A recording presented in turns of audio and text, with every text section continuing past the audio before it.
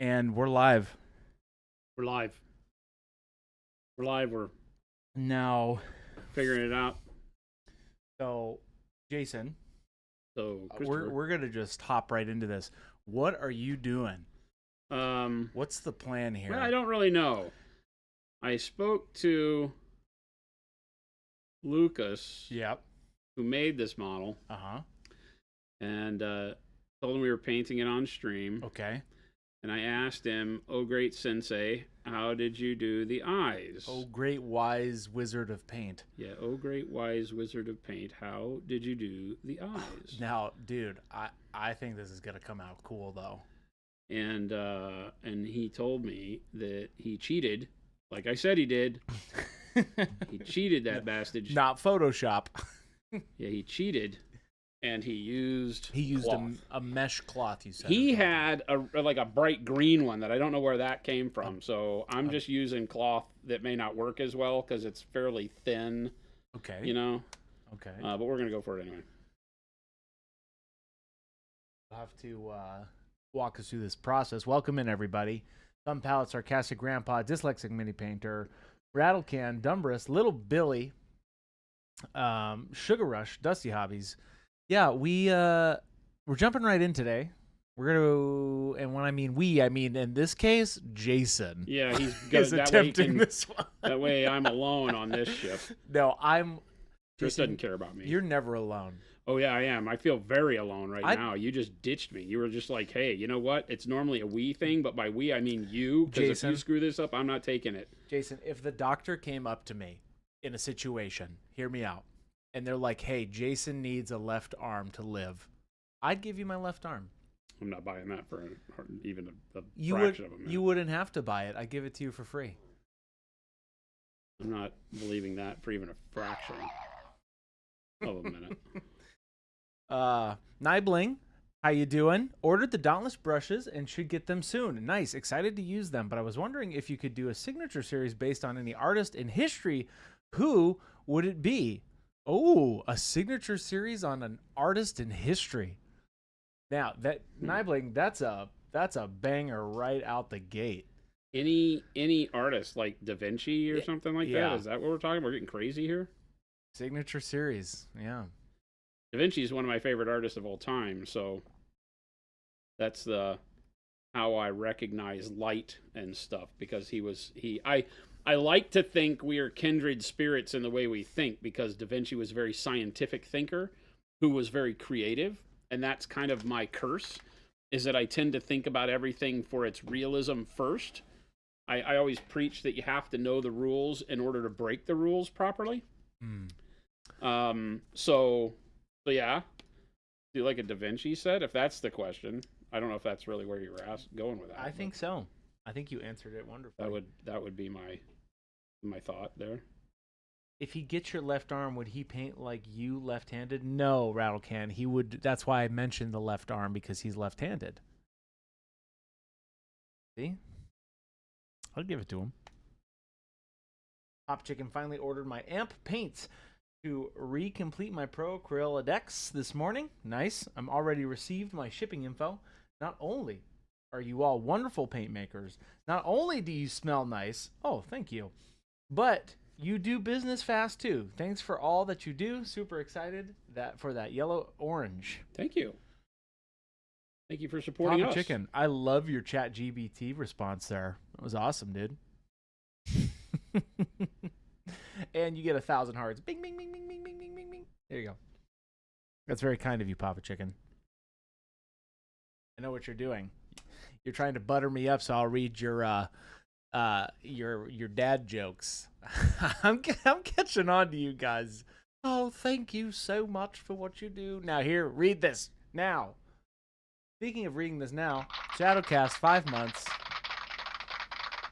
We appreciate that, Shadowcast. Hey, and we appreciate you too. Jason over here is literally decoding a bomb. Yeah. Walk us through this, Jason. Walk us through this? Yeah, walk us through this. Well, so the idea is that I'm creating kind of a bonnet here, and then I can pull and hold with like one hand. Uh-huh. And get it all kind of gripped, and then spray a location. Okay. And then once that's sprayed, then I can put my finger and kind of use that as leverage and then pull it in other directions. So I'm constantly just spraying little bits at a time, because as I get towards the part where the fabric crinkles together, I'm going to have to freehand it. But I can eliminate that by not trying to wrap the whole thing and do the fold at once. I'll just kind of scoot it along.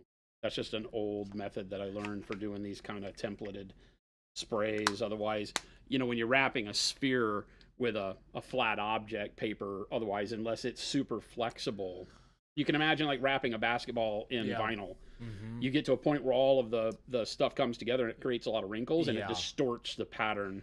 Right. So you just have to be careful with how we spray that. So we'll Right. play around with it here. Okay. We're going to do, you want to kick the airbrush on? Yeah.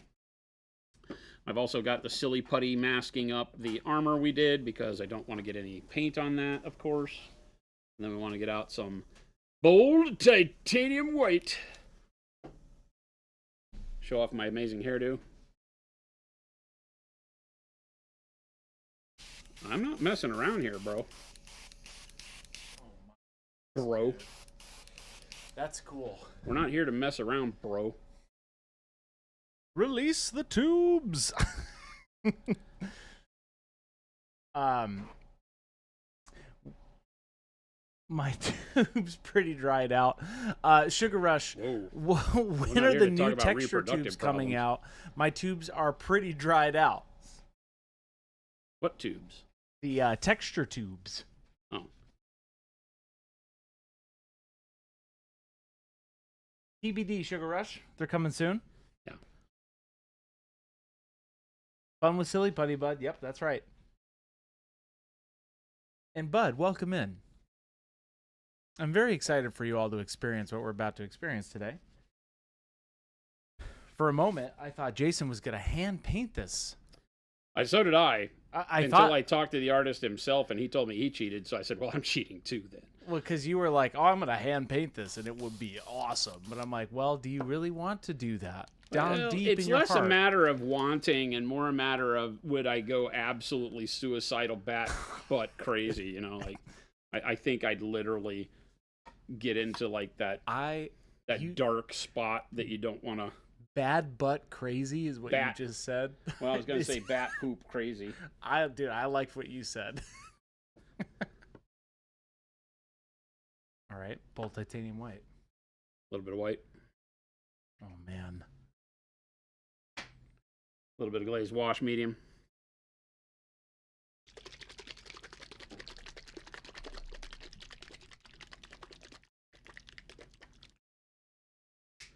Just leave the shadows of the eyes basically black. I still need to have, because the facets would have some sort of look there, right? So I gotta do something. So yeah, Punisher, they used the little mesh. And for all of you who need to know that unit of measure of water he just added, that's a scientific skosh. Yep. It was a skosh. Smidge. A smotch. Yes. Fun with Silly Putty. I haven't used Silly Putty like this yet in my hobby journey. So this will be good to see. Great masking tool. I like Silly Putty and cling wrap, but somebody stole our cling wrap, so we use Silly Putty exclusively now here at Monument Hobbies. Hey, that's okay. Jason's all right. He's an okay guy. Just all right? I think you're all right. That's I think you're like a 50-50. Whoa. That's just because Jen signs the paychecks. Otherwise, I'd be everybody's favorite around here. But everyone's like, he's all right. Oh, thank you, Jen. He's all right. Jen's retiring. So then what are you going to do? Retiring. That's awesome. It'll be well deserved.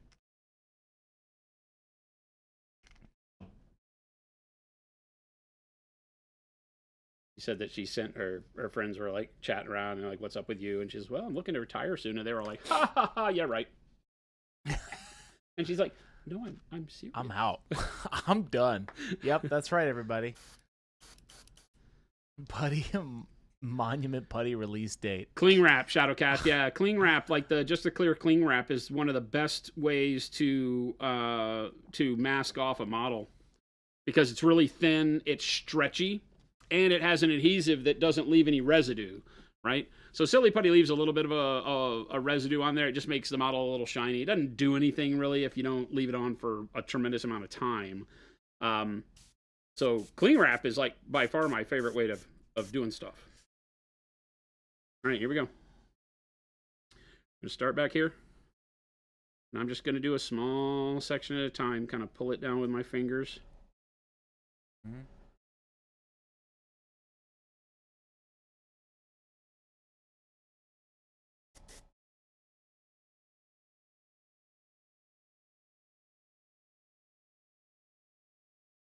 You have the Silly Putty there so that as you go around the model and do other areas, it keeps your reference correct.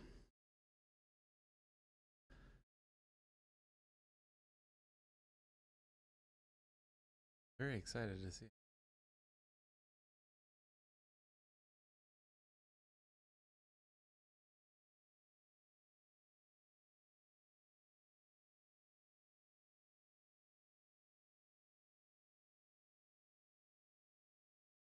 Yeah, you have to like go around that. Okay.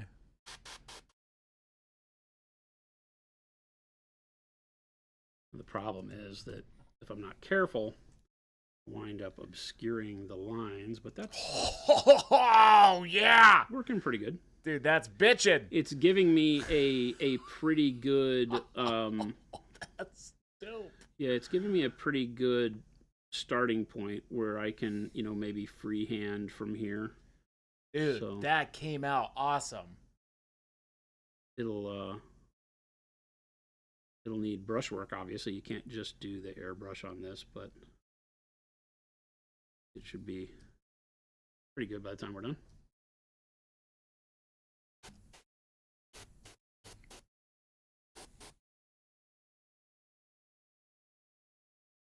That's cool. Trying not to blur it too much. See, like, that works really well. That's dope. A pain in the ass.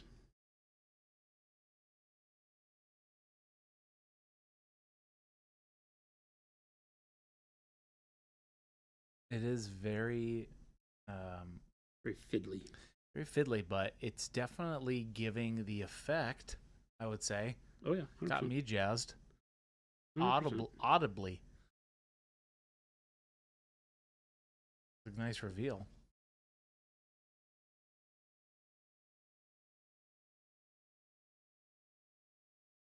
If you're all just tuning in, welcome. Jason is painting up Lord Bzz from Zaba. He picked this up at Contrast when he was over there for the show. We did some non-metallic steel yesterday. Check out that VOD for some non-metallic.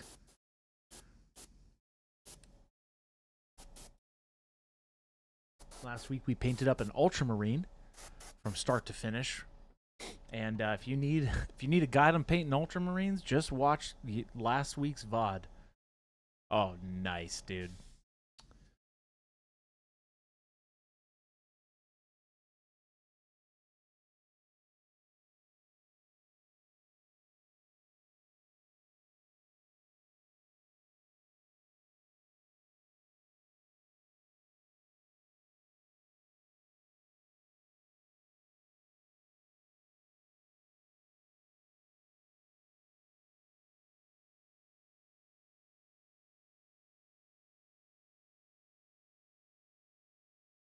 Need one more hand.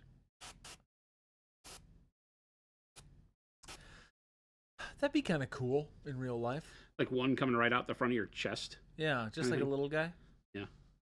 Dude, that came out awesome. Yeah, I think we'll leave it there. That's cool. Oh, God. That's awesome. That's cool. Yeah. Just enough to give us a guideline so that I can go back and do the freehand. Yeah. Because now it's not freehand. Now it's just, going and put highlight stuff. It's just like a base coat. That's dope. So then we That just do the is same thing on the other eye. awesome. Not too shabby. A little bit of overlap, but not much. Nothing that'll show up or won't survive. Yeah. And like we said, we just leave this area not done because That's it's awesome. just shadowed. But Everything else worked pretty good. And you can see how I moved it around, and Yeah. it'll just be like where it flexes. You'll get a little bit of running together, but that's why I didn't do it super bright. Yeah. I just have enough for the guideline. And these are actually hexes as opposed to circles that will lose the hex because I won't be able to paint that hex with freehand. So it'll become little dots. But right now it looks pretty good. That's awesome. Call Me Mold has an awesome question. Any suggestions for what to choose as someone wanting to try your brand? I consider Bold Titanium White and the Rogue Hobby Set a nice bunch of different paints. Transparent seems interesting as well. Also want to create my own color scheme for Eldar Army, including some purple blue, maybe some turquoise and magenta. Okay. Mega set is also amazing. It's nice when you already have an idea of kind of where you want to go with your color scheme, because then you can just kind of go with colors you think are cool. I'm a big fan of that. When people ask me like, hey, you know, I want to try some Procro, what should I do? What colors do you recommend? I'm like, what colors do you want to paint? What colors do you have a hard time with painting? What's your least favorite color to paint? Those kind of questions are what pop into my head as that conversation comes up, because it's more a matter of, okay, you know, if you're doing Eldar, or did you say you're doing Eldar? Yeah. An Eldar army involving some purple, blue, maybe some turquoise, magenta. Yeah, then I would get all those colors, because, you know, remember we do on the online store, you can do a build your own set. So once you get to 8 colors or more, you get the same set price. You get a 10% discount on the whole cart of paints. So you can kind of build your own. Just filter it with whatever colors you like. So I think you're off to a really good start. The transparents are great, but if you don't want to buy the set and you want to just kind of put together your own deal, go for it. Color is just subjective, and I always want to make sure that people have got an understanding of, like, you know, okay, what are you trying to do? What's your goal? You know, where are you trying to go with your next project, army, whatever. I got to figure out what direction makes the most sense here, and I think it's this one. Why is that? This eye is just a little bit less standing proud on the model, I would say, because it's his head is bent down this way. I think we can get away with maybe pushing that over with my ring finger like so, and just hold your breath and don't move. And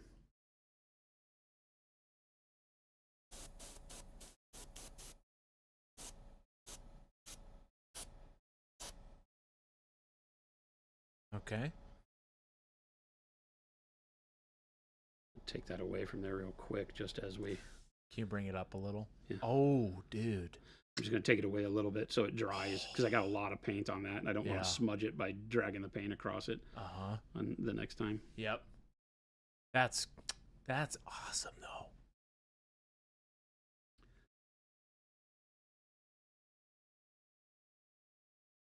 Now, with eyes like this, do you pick in your mind, are you picking a direction of light? No, not right now. Okay. I'm just trying to get the pattern down. Okay. This is just a life-saving event right here. This is just, I just don't want to do this twice. Right. Right. You know, this is a matter of survival only right now.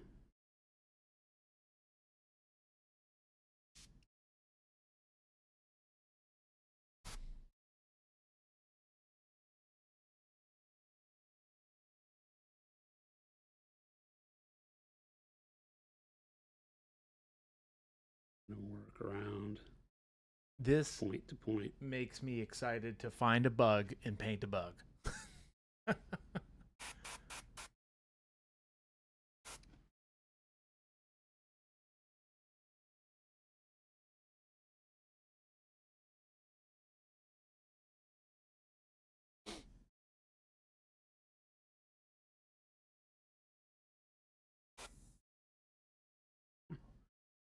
Could be pretty good on him.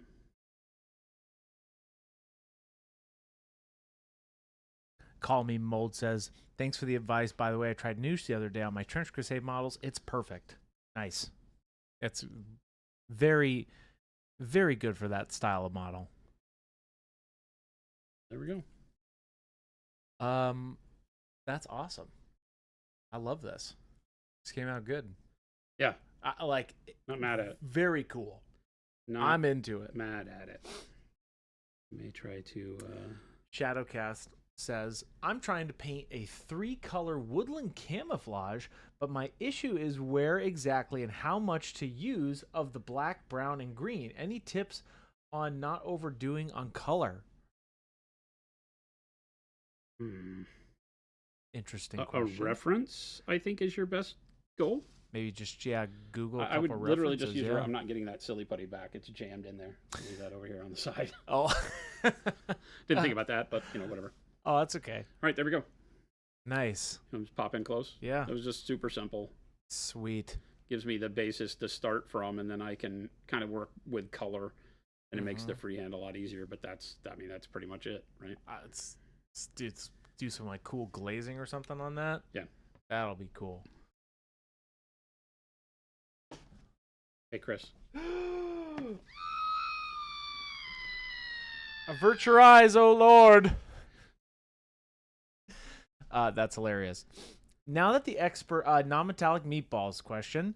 Now that the expert artist acrylics are in and the tubes are in stock, when will the expert bold titanium white toothpaste be released? And will the petroleum brown mouthwash be released?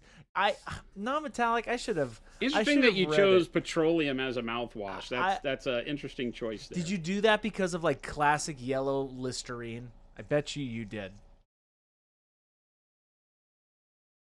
And how dare you for making me read that question and me thinking it was going to be a real one halfway through.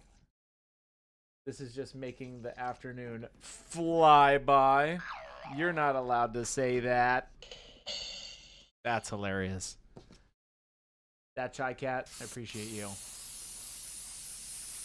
Val Kiv has a great question on noosh. What's the recommended noosh ratio? I feel like I always mess it up. A lot is your best starting point. 8 or 10 to 1. I treat noosh and glazed wash medium the same. Glazed wash medium, depending on what I'm doing, I might just do it, half and half, like 1 to 1 glazed wash medium and paint, because if I'm not going for super opacity. With noosh, literally like 10 to 1. You don't need a lot of coloring because unless you're trying to really get a heavy dose of filtering, at which point you're probably not wanting to use noosh. Excuse me. So I'm more in that, 5, 6, 7, 8, 9, 10 to 1 ratio, noosh to paint.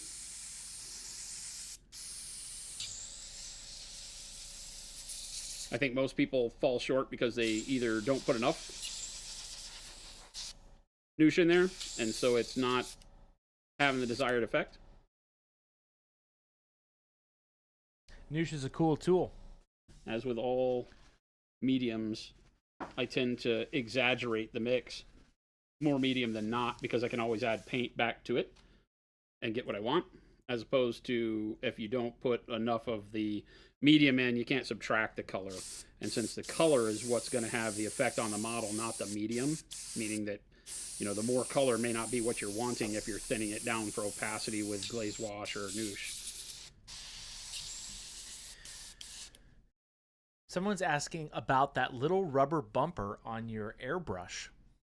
Did you put that on there, or does that come with it? What little rubber bumper? The one on your trigger? Yeah. Yeah, that came on the comes brush with that we it. did Yep. with Grex. We're no longer doing these brushes, so.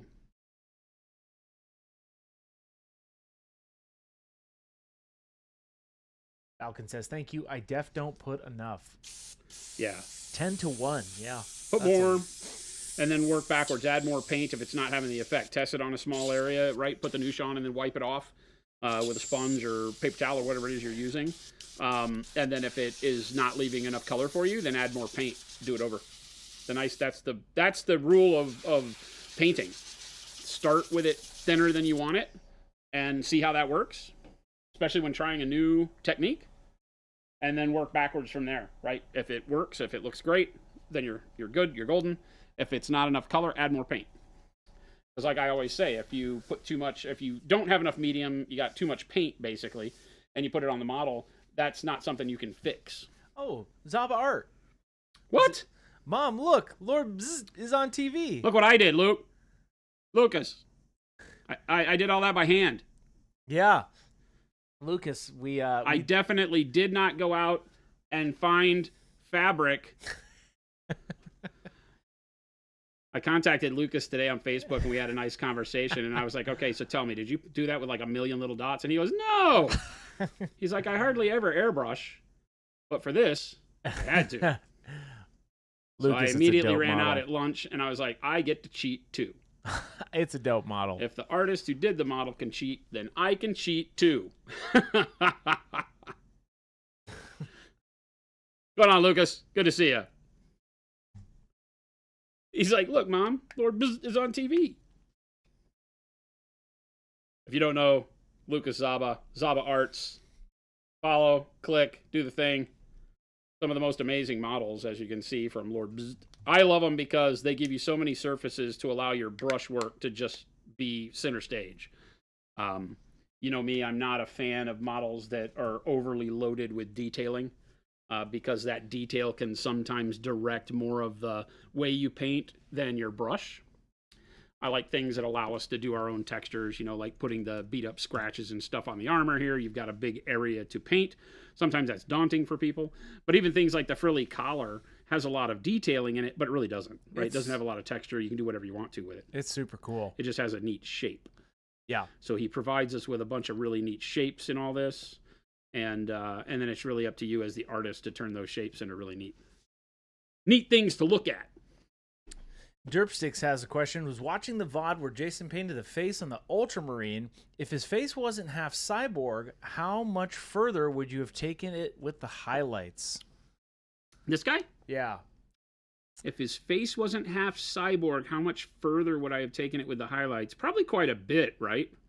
Because you're talking about the, you know, half of his forehead, which is where you do a lot of your highlighting, especially on a bald paint like that, right? You know, you've got all of that is metal, and so you get a really good shine from the metallic paint we used, so that overpowers and makes the skin look a little bit darker. Yeah.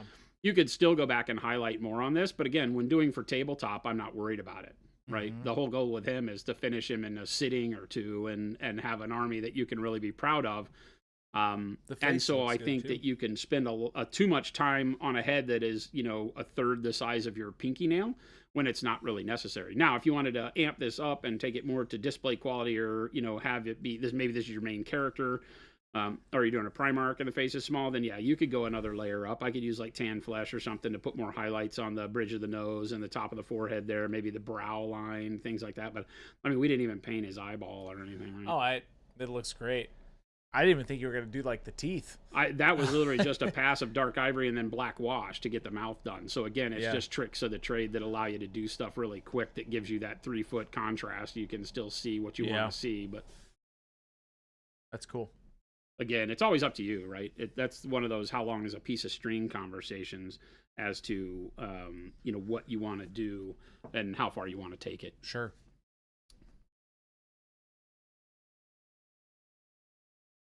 Canvas miniatures. I love that term. Yeah.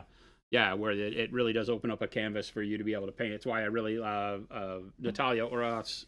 She did these owls. Her company's called Owlsome Creations. And so I painted this while we were at Contrast and started playing around with the expert acrylics and showing people the power of it. And same thing here. It gives you enough detail to get your brain working, but each of those details is really reliant upon the artist to paint it, right? To make it come alive, as opposed to giving you everything, you know, like you can imagine a billion little engravings on this like GW does, right? Everything has a billion little details on it because those models are really meant to look good. I mean, even this Terminator is really meant to look good with a base coat, dry brush, and a wash. Yeah. They produce all their models to look good with the simplest of painting techniques. Yeah. Knowing that, you know, masters can make it look better and better and better. But, you know, those of us that paint a lot, we're like, yeah, but it's just too many details, right? It's just too much junk on the model at some point in time, and it gets boring. You know, you would think that more detail is a little bit more exciting, but for anybody that's painted those million doohickey models, it's just a little boring. After a while, you're like, oh, I finished. Oh, there's another doohickey. I think it's why I like the chibi Marvel guys, you know, because we've spent some time painting a lot of these guys, and I think it's why I really like painting the Marvel United ones. Yeah. Because they're the same feel. they're cartoony enough to be interesting and to keep it cuteness or whatever, but it allows you to spend more time with your brush and texturing and things like that, because they don't have, Captain America isn't, sculpted with tons of detail on his uniform. So it just gives you a bigger palette to work with. So I like that. T. Schmidt says, Fuse, I love the cape on the owl. Does that go from purple through reds up to yellow? Yeah. Oh, yeah, it's cool. Yeah. To give it kind of an iridescent look. We're always talking about, people are saying, how do you get like a pearlescent or iridescent look? And it's really done with a heavy, vibrant coat on the bottom.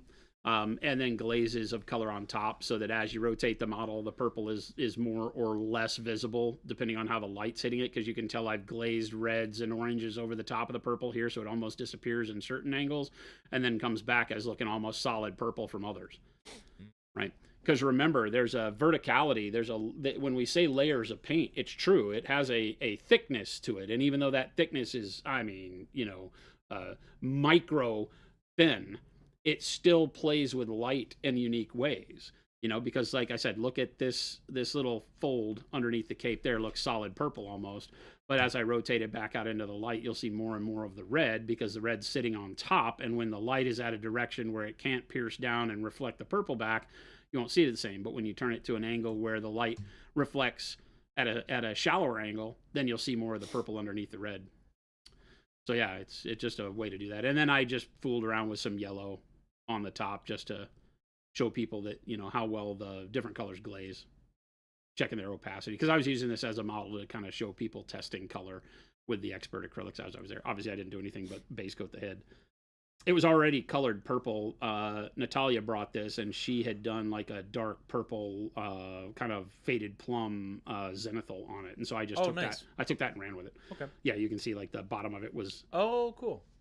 Yeah, like royal purple with a faded plum on top, and I just took that and ran with it. I was like, oh, what can I do with that as a base coat? Zava says, I'm a painter who hand sculpts something to enjoy painting. That's why I'm doing them with more open That's parts. the thing, right? Is that so few sculptors are also painters, especially not at the level that you do, Lucas. And I think that plays right into it. As I think about miniature design, you want it to be able to feel good painting. You want it to be that middle road. Because I always say that miniature painting is a collaborative art form, meaning that, there was a sculptor, generally not the painter, although in Lucas's stance, he's creating the models and painting the models. But most times you have a sculptor that's bringing an idea to the table, and that's part of the story. And then you have, or maybe even have three. Maybe you have a character design artist who's creating the character. Yeah. Then you have a sculptor that's interpreting the 2D design into a three-dimensional world, so they add a little bit of flavor. And then you have a painter that brings it to life in color. And so now you have all these artists who have worked on this one project, right? And it can turn into anything you want, which is awesome. But at the same time, it means that the foundation you give me as I'm painting it directs a lot of how I choose to paint it.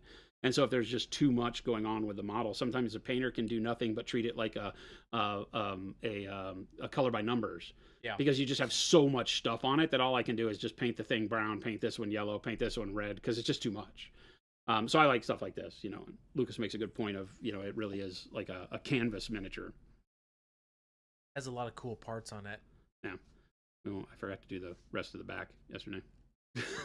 Oh. So we won't pay attention to that right Ted Onion says, how do you feel magnesium would look with your own down and dirty armor recipe instead of dark silver? I do that all the time. Personally, make it a little bit more bronzy-ish. Do you mean like dry brushing the magnesium over the top of the colors you laid down? Yeah. Yeah, you can definitely do that. I might go for, if I was doing rusty, I think that we do that with the bronze, the verdigris bronze that we do. Oh, yeah. Right? So we show that being done. I did it on Custodes a long time ago. I don't think I have anything up here as I'm looking around that I've done that on. I know where they're at. I don't think I have. But I would start with something that is more indicative of like greens and turquoises underneath the magnesium if I'm moving to bronze. If you're going to go magnesium and then silver, the magnesium is doing some of what the underpaint was doing, because you're using that as a way to give you a darker, more tarnished base for silver. So the underpainting colors are really what are supposed to do that. Doesn't mean you can't, but Was it the Fulgrim cloak? What are we talking about? This question right here. Real question this time. On an old stream from 5 years ago, Jason mentioned painting a white cloak as one of the most frustrating things that he has painted. Has there been more difficult projects since then? A white cloak as one of the most difficult. Well, that was. I don't think it was one of the most frustrating things I've ever painted. It was frustrating because I was trying to use another hobby company's white paint. This was back in 2016.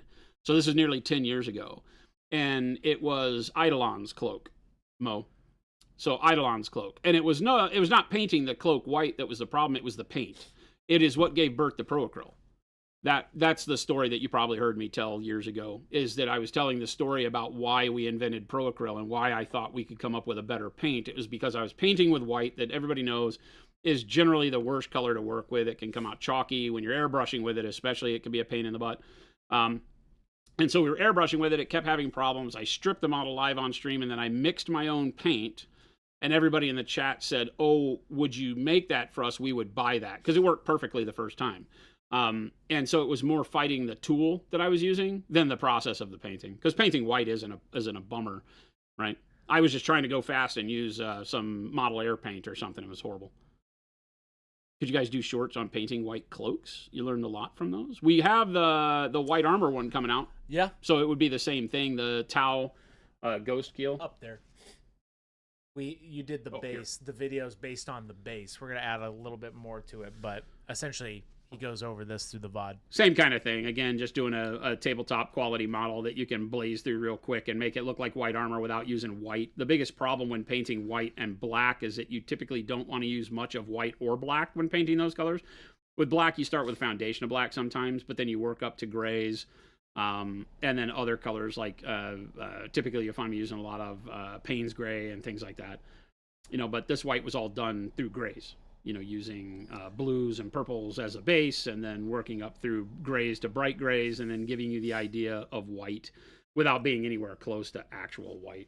Again, the idea being that it always gives me the ability to punch up the value where I need to. I want to work in a way that keeps my fundamental brightness of the model at a high middle range, and always have the ability to punch up if I need to, because a lot of people landlock themselves when painting white by using white paint. Maybe you start with white rattle can or white primer, and then you don't have anywhere to highlight, so you put a wash on it. Now that wash turns the white into more of a gray, and then you highlight it back with white, but now your highlights are super bright and one-dimensional.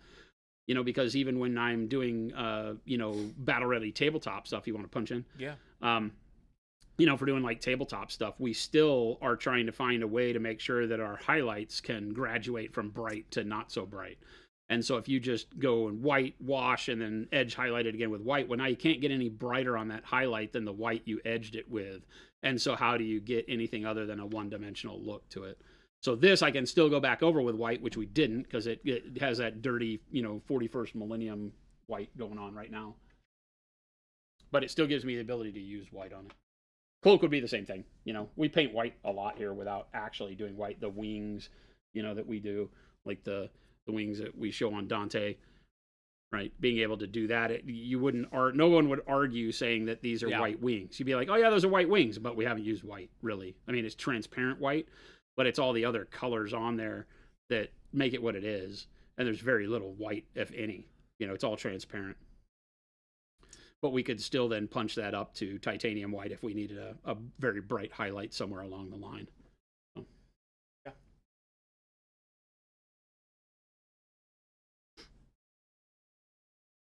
Hi, you guys. Jason said, why do all these whites suck? It was something like that, yes. Yeah. Other brands' white paint is only frustrating if you don't like painting with cottage cheese. Well, the reality is that we're one of the very few companies in our hobby space out of maybe 2, possibly 3, who actually make art supplies, and everybody else makes house paint in small bottles. And while that works really well for color, for giving you a tremendous array of color, right? Because you can go to Home Depot or whatever your paint supplier is in your world for buying house paint, and they can make any color you show them. right? Because it's all done with hex codes. You can just bring them a chip. You can bring them a Pantone reference. There's a bajillion colors out there. You give it to them. They'll put it in the computer. The paint mixer will mix up the color, and that'll give you the color. The problem with all of that paint, and this is 99% of the hobby world, is that those paints, if you buy house paint and you try to mix those colors, they turn to absolute garbage instantaneously because they're not meant to mix. They're loaded with way too much pigment, way too many different types of pigment, right? And not enough of any one pigment that represents the color to be able to mix well and perform well with all the techniques that we do as painters of art. When you paint a wall, you're looking for that color to have opacity and to cover the wall. That's it, right? Like legit, that's all it is. Unless you're one of these guys that throws house paint and jet engines to make big canvas paintings, right? If you're doing modern art, then all bets are off. But from a standpoint of that, you wind up where white is not a true white a lot of times, right? It's not meant to be used as a tint and a mixer and all the things that we do. And even one of the fundamental ones that should be the easiest to make as a single pigment still has too many additives to it to work well. So we just think about things differently. We make art supplies. We don't make house paint. There you go. Twisty, I just told you. 100% that's the difference between those brands and us. You know, you've got Chimera. The guys at Chimera try to make very high quality art supply style paints. They do a very good job of it. There's a few other companies out there. Scale with their artist color stuff tried to. I don't know where that stands. But following your ultramarine process, how would you do black? You really enjoy the look of black dark sea bin as a first highlight. That would be a great way to do it. Base coat in black. The black primer could be your base coat. And then you would do the first dry brush with dark sea bin. If you wanted to have that dirty base layer, then you could do something like the burnt sienna or dark flesh underneath that first, like over the black, do that, then do black over the top. We talked about this, so that it gives you that pinning of dirty earthen undertones. Because remember, part of what I was showing with the ultramarine was the ability to take and create, if you punch in, create some dirty, earthy tones to it without having to do a wash to create that. Because the problem when you do a wash of, say, Reichland Flesh Shade or Agrax Earth Shade or something like that is that it tints the whole model that color. We don't want the blue to be interrupted with that color too much. So we did the burnt sienna that you see, the kind of orangish dirt color that's in between the pieces. We did that first. Then we dry brush the color of the model over the top of that. So if you're doing black, same thing. Do the burnt sienna, then dry brush black over the top and let the burnt sienna show through in the cracks and crevices. And then start doing grays or dark sea bin or whatever colors you like to use on top of it. And then instead of the Payne's gray wash that I used on him that brought everything back down to blues, you would do like a black wash.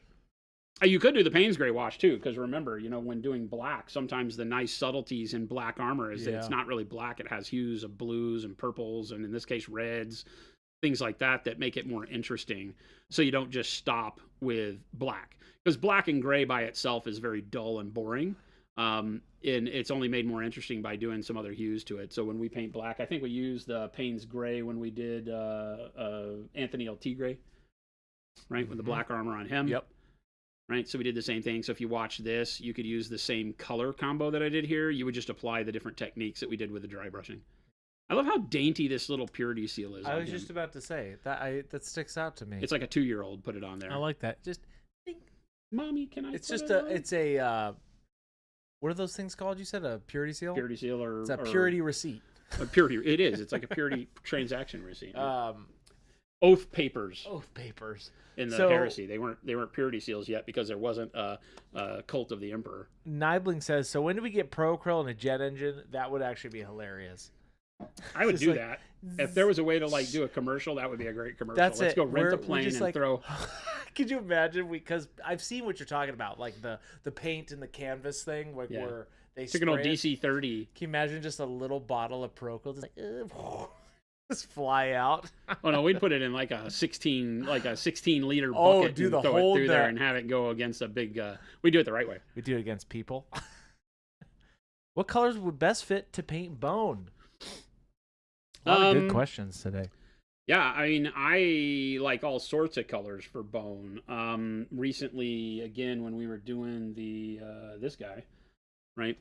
We started with a dark umber, and then over the top of that, I did orange oxide. Punch in on that. Yeah. I like the way that the dark brown base and then the orange over the top, but not a pure orange. This was orange oxide, so it's very desaturated. It gives you almost a fleshy tone. it makes bone feel like it's dug out of the earth, like it's Yeah. old and weathered, as opposed to bone that's been left out in the sun that's dry baked and white and like powdery surface. There's that kind of bone. I wouldn't use the orange for that. I would just do, you know, like dark gray, mid-tone gray, and then olive flesh or something, or ivory. You know, we'll give you a real pale sun-bleached bone. But for things that I feel like are, you know, like this, like maybe these are, you know, pieces of their ancestors on there. I don't know. You know, then I like the orange and the brown, right? And then bone. We make a color called bone, and you put the bone, and then you highlight the bone with ivory. Really simple. Also, going off of what Jason just said, that short I just put in there is another really good workup for bone skulls. That short. I like using drab brown underneath my bone. Orange brown. I have no idea what I'm doing with it, but it seems like the right color right now. What are you doing? I'm gonna paint things. You're gonna paint. You're gonna put. Paint We are on a the painting model. show, unless you forgot. I've never forgotten. Not Unless once. you've forgotten. You're painting the pants? We are a painting show. Well, so on the clothing, Yeah. we have these ripples, right? Yeah. It has like that standard like medieval two-tone, you know, like it has a fabric inside a fabric thing Yep. going on here. And so I want these to be bicolor. I think Lucas on his box art did it in greens, right? Yeah, like yellow greens. Oh yeah. But I like the color. I'm not going to do green, but I like the color of this fabric. Oh yeah. Right? It has kind of a warmth in the shadow to it. like an old yeah. So I like old that. I want to go a little bit yellower here because I'm not going to do the yellow green here. So but I like the idea of this kind of warmer yellow, and then it gives us the ability to maybe go with blues or purples on this. Yep. You know, like plum or something on the actual pants. Play with some other colors. Val, yes, we do sell texture trainers on the site. I'm going to link it to you right now. Boop-a-boo, you go to place and it's here for you. No singing! Here it is. Boom. I won't allow it. Who did that box art? Zaba Art. Zaba Art was in here a little bit The earlier. sculptor. Yep. The sculptor, Zaba the is painter. the man, the myth, the legend. Everything of his models is literally like him. He sculpts them, produces them, paints them. So, Hey, a one-man army. Love Minis. Thank you so much for that sub. 17 months. Love what's going on. Good to see you. Yep. So Val, click that. You'll be able to see all of our texture trainers on our site. Yeah, Lucas is unreal. I think he uses a lot of oils in combination with acrylics. If he's still in here, he'll let us know. He stopped by a little bit earlier, like Chris said. Yep. Really great. Genuinely great human being. Love talking with him. Saw him at Contrast most recently. He was over at Adepticon as well this last time. Zaba Art just says, I'm just playing with something I love. Can't sleep without it.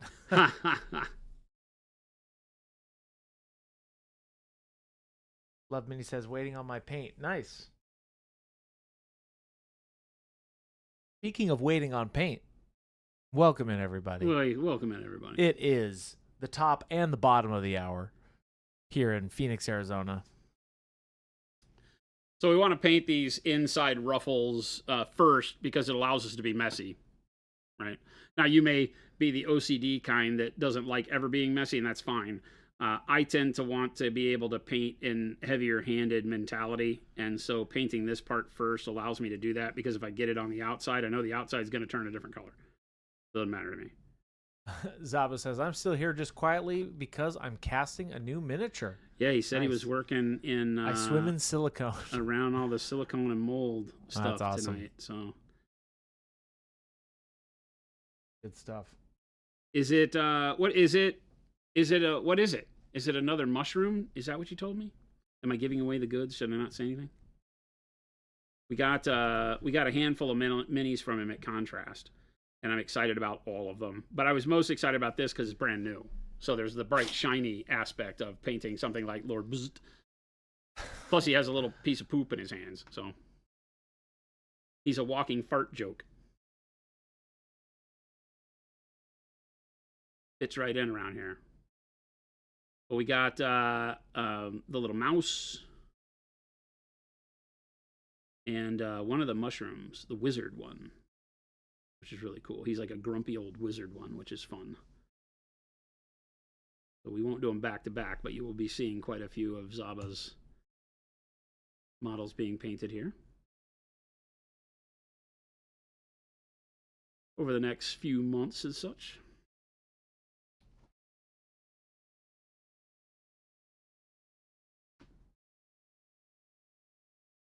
Again, they tread that, or exist in that world of near cuteness.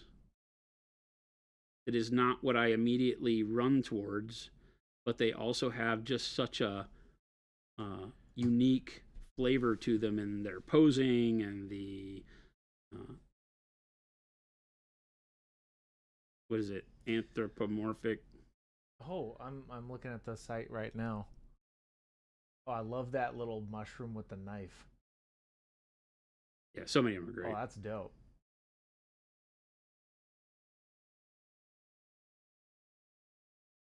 The candles. Eat. Great models. This fly is Percival's friend for sure. Oh yeah. He should be, right? Oh, 100%. He needs to be like... He needs to be like... We need a shrink ray, and then we put him with size. Percival. Can you imagine? Dude. Like we do a diorama like in the bar with Percival. Dude, we get an epic size one, just like really tiny. That would actually be dope. That's hilarious. This could be done as forced perspective. Oh, yep. Like the fly standing on, what do we call it? A fly on the wall. A fly. It could be a fly standing on the wall looking back at Percival in the bar. It could be like a forced perspective thing like they do with the, they do the little 2/44 scale ships, and then you do a big airplane, and it looks like you're at the level of the airplane, and the ship's like a mile down about to be bombed, but they're literally like right next to each other. Little itty bitty guy. With the forced perspective stuff. That could be a lot of fun. I like that. I was like, I'm glad you like my ideas. They're great. I like good art, man, and you do good art. Good You're stuff. a fantastic painter. I'm not brown nosing here. It's always great to give kudos to people who work hard and probably don't get enough. I like fun stuff. I say it all the time. Good stuff. Oh, man. And as a model painter, I grew up doing scale models, and with scale models, there's only so many tiger tanks you can paint before you get really bored of the same exact tiger paint. Yeah. You're like, well, this model's been the same the last 8 times I've built it, which was nice because you knew exactly what you were getting if you're building a Tamiya, Tiger or Panzer IV. But boy, did it get old. So I'm always loving the idea of, neat new designs and cool, flavorful stuff. It's a fly holding a piece of poop. Come on. It's great. Who doesn't like that? Chad, if you missed earlier, he did the eyes on a little mesh template. Check that out. I did not use any templates. That is all freehand. That was Chris a is trying test. to steal my thunder. That was a test. I didn't pass. All hand. We've actually been here since yesterday. We stopped streaming. We're like, you know what? We should attempt this. And yeah. What are you talking about? I'm the fastest painter in the world. I don't painted know. that in like 2 minutes. I don't know about that one. It actually did go off a lot easier than I thought it would. A lot quicker and a lot easier than I thought it would. I thought that was going to consume a lot of the stream. It took like 15 minutes. Yeah, which is cool. It's not. I mean, you're still doing more to the eyes, but still, I thought it was pretty dang good. It gives the template to do the freehand on, is what it does, right? It gives us the ability to now go in and the hard work starts. Oh, yes, Chad. He also did that pretty quickly yesterday. The non-metallic steel on the chest plate yesterday. That was all done in a couple hours. Was showing you how to block in your light source and then quick blends. That was all 4 colors. Not really even. I mean, it is 4 colors, but really 3 colors and a slight highlight. Showed you some of the teeter-totter blending that you do, working back and forth from bright to mid-tone as you get into the blending aspect of your reflections on metal. We had a lot of questions yesterday. It kind of started off with one where a viewer asked, like, how much time should I be spending painting before trying non-metallic metal? And so I really started diving into the intrinsic thing that you have to be comfortable with, which is placing light on the shape. Placing light. And as soon as you're confident with that, as soon as you look and, we talk about the fundamental shapes of a model will always be cones and cylinders and spheres and cubes, right? And so as you, maybe pyramids too, but rarely, right? It's mostly, the whole human body breaks down into spheres and cones and cylinders. There's not even any cubes, really. Some people say that the waistline where the hips is can be kind of a cube, but I don't find it that way. So it's really a short list of shapes that make up most of what you will paint until you get into vehicles. Obviously, vehicles become cubes and squarish panels a lot of times, but for humanoid figures, you're dealing mostly with the round things. And so if you look up the general shapes, like I tell people to go Google in Google Images, steel sphere, and look at how the lighting is on the picture you're going to get. Google steel cylinder, steel cube, steel cone. Go look at all these fundamental shapes and put the word steel in front of them, because what you'll find is images from like scientific supply houses, industrial machine supply houses, where they usually want to have a picture of something metal that's either rendered very well or looks very realistic. They want to make it super shiny so it feels like it's a good quality to you. And so you'll get a good feel for how light reflects on those shapes. And then once you start to recognize all that, you go back and start painting it. So how long do you have to paint before you try non-metallic metal? It could be the first thing you try. Do it now. I don't know that I would recommend it being the first thing you try, but it'd be fun to watch. Zaba says, I love how bzzz grows in your hands. Lovely chest armor, non-metallic metal, mate. Thank you. Means a lot. Had a lot of fun for doing it really quick. I still am going to add some environmental coloring on it once I figure out the colors for the rest of the environment. There's a really neat area around because of how chubby he is and how the armor kind of extends out past the arm. It gives us some good reflection points of the cloth to give me color. And of course here, being able to do the reflection of his arm and such in the armor, I kind of let my shadow and my dark reflection here constitute that already. But we'll bring some more environmental stuff in there, but that's piece by piece. I put a little bit of dark plum in there to give it just some interesting reddish undertones. Just a fun shape. I love chubby little fly guy.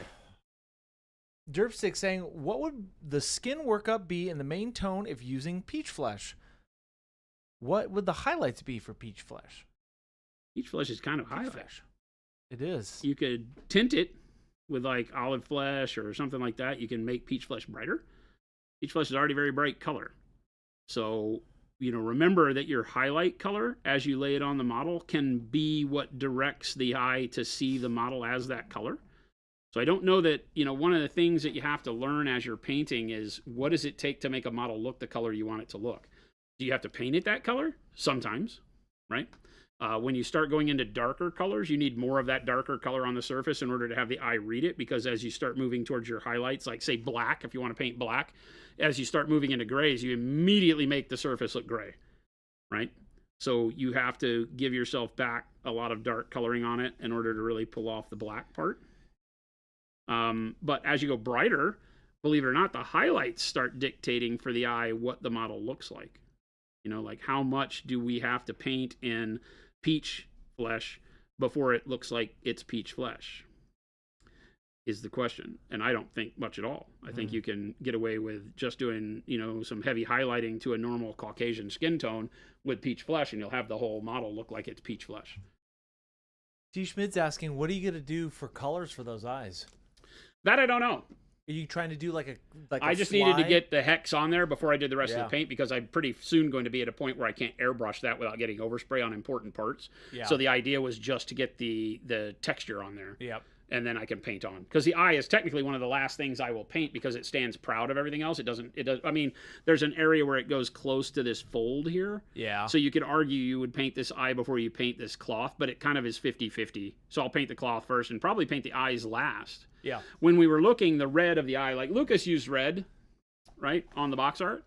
So he used the red, and that's a very good fly red, right? It's kind of like that weird, almost rubyish red, right? Not fire engine, but kind of a darker red that moves up into the pink reflections there. So I like that.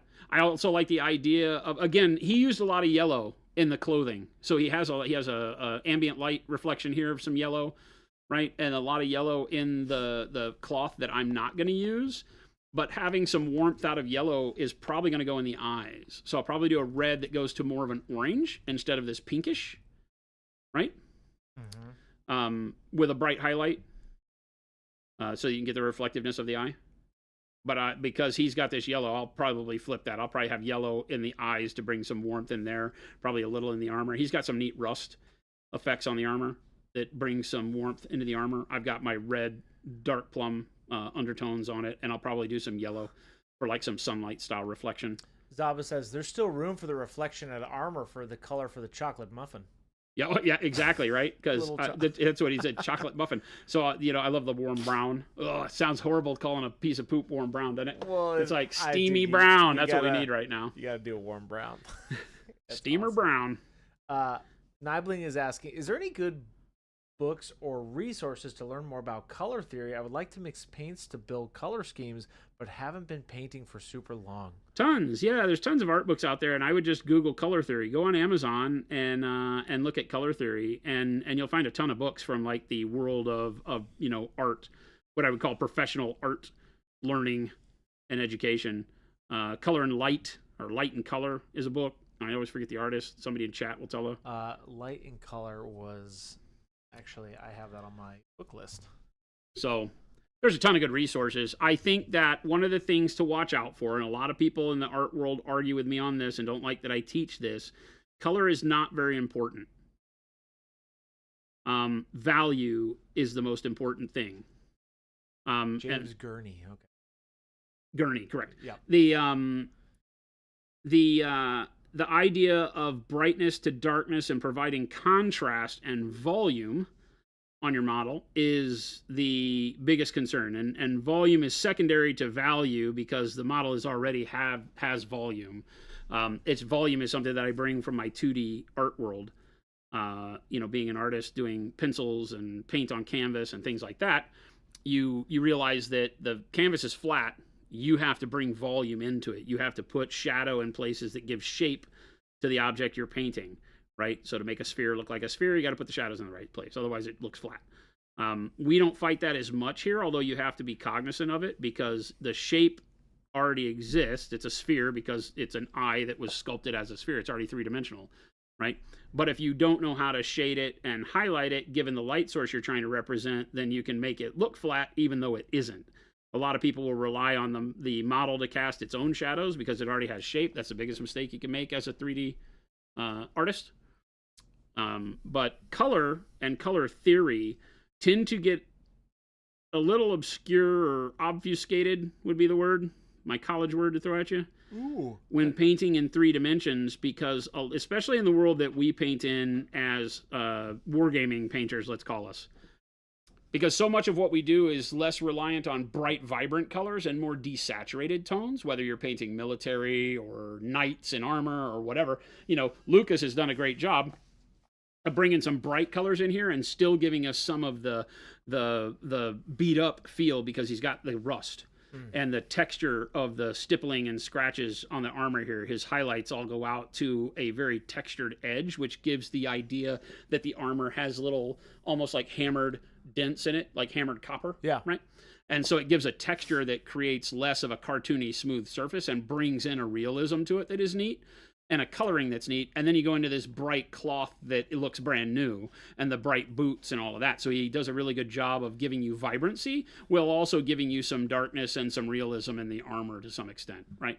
But most of what we paint is the darker, war-torn future, whether you paint Space Marines or not, whatever it is you're looking at in our world is typically more desaturated. And you realize that when you look at the color wheel, right, where people tell you how to pick color, going back to the color theory thing, they'll say, okay, well, pick your primary that you want to use, then pick your secondary and your tertiary colors that complement it, and then that's how you're going to put your color scheme together. Well, that's how you build a color scheme for your living room, That's not how you build a color scheme for a model necessarily. It isn't bad to know those things, know what's on the color wheel, know how to identify which colors work best together to give particular emotional response, but realize that every color works with every single other color once you start desaturating your colors.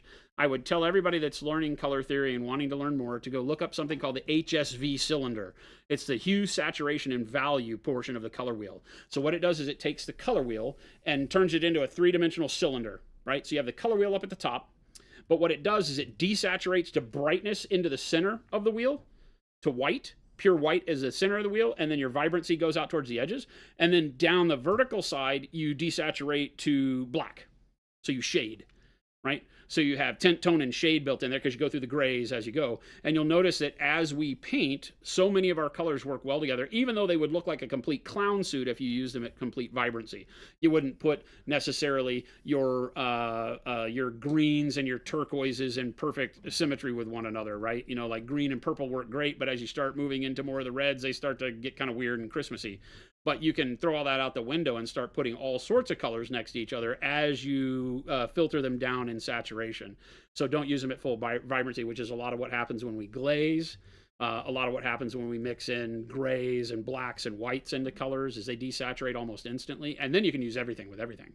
You know, you think in terms of like pastels, every pastel color works with every other pastel color. The color wheel is gone at that point. There aren't secondaries and tertiaries and complements that you have to worry about so much. Because it's really only when you're reading the color at full vibrancy that those things matter. So just be careful as you're looking, because in a lot of cases that color wheel is presented as your main color theory point of reference, and it might make you make some decisions that, you know, become very samey. As every time you paint yellow, you're going to pick those same secondaries and complements to it, when you can really use all sorts of cool stuff, right? Make sense? Welcome in, Raiders. Hello! Brannigan's Brushes. Brannigan, what's going on, buddy? Thank you so much for that raid. That was the quick elevator pitch on color schemes and theory. Yeah, that's why I don't really talk about color theory. Right. You're very, unless I'm answering that question, right. You rarely hear me talk about it. Yeah. Pick colors that you think look good, throw them together, and see what you need to do to alter them to make them work better together in a lot of cases. All colors work with every other color when you're painting military dudes. That's a good point. That's a good way of putting it. Put paint on the model, pick your favorite colors. God bless America. It's like I said, it's more about value. It's more about putting brightness and darkness where brightness and darkness need to go to have the eye register material and shape, right? We're worried a lot in our world of making sure leather looks like leather, making sure steel looks like steel. And that's going to be 100%, well, not 100, right? Because color can help. If you paint all the leather things on a model brown and don't do anything other than paint them with a base coat of brown, then people would look at it and go, oh, he's got leather boots on. So that you can get away with some things because the brain will recognize, a particular material to be most of the time in a particular color. Leather, brown, right? Yep. But beyond that, you don't get too many of those wins. You need to think less about color, more about light and dark, because that will give you texture. Texture is everything. Texture gives material life, right? Think about the difference between cotton and wool. How would you paint those differently? A lot of people just paint fabric in one way. Well, if you use a little bit of texture, then fabric opens up a whole new world of ways you can do it with stippling for wool and things like that. So brush control, vibrancy. Zaba, I have a question. Did you also design and draw the background on the box where, like, the trees and the environment? I saw you just texted in there. I'm very curious. I love the trees and the environment on the box. He's a big tree guy. They speak Lucas. to me. They truly do. I'm Chris has curious. Flowers and plants and trees on everything. It is. He was someone's grandmother in his last life. I come from a long lineage of gardeners.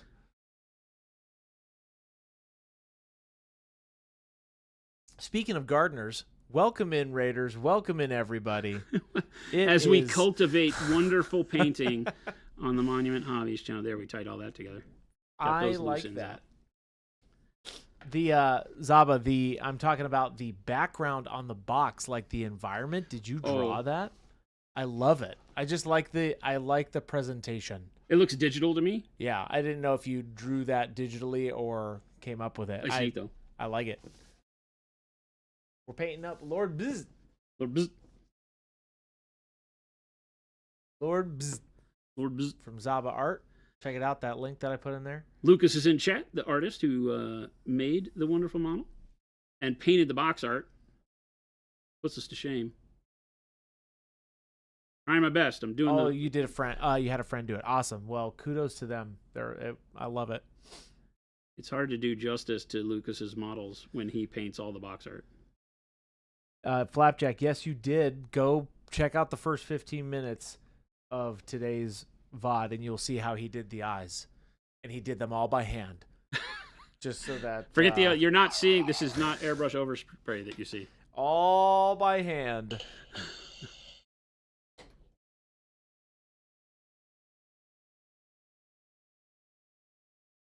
If you all missed yesterday's stream, he focused on the non-metallic silver. And, yeah.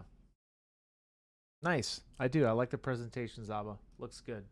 Only 15 minutes, Flapjack. We thought it was going to take a lot longer.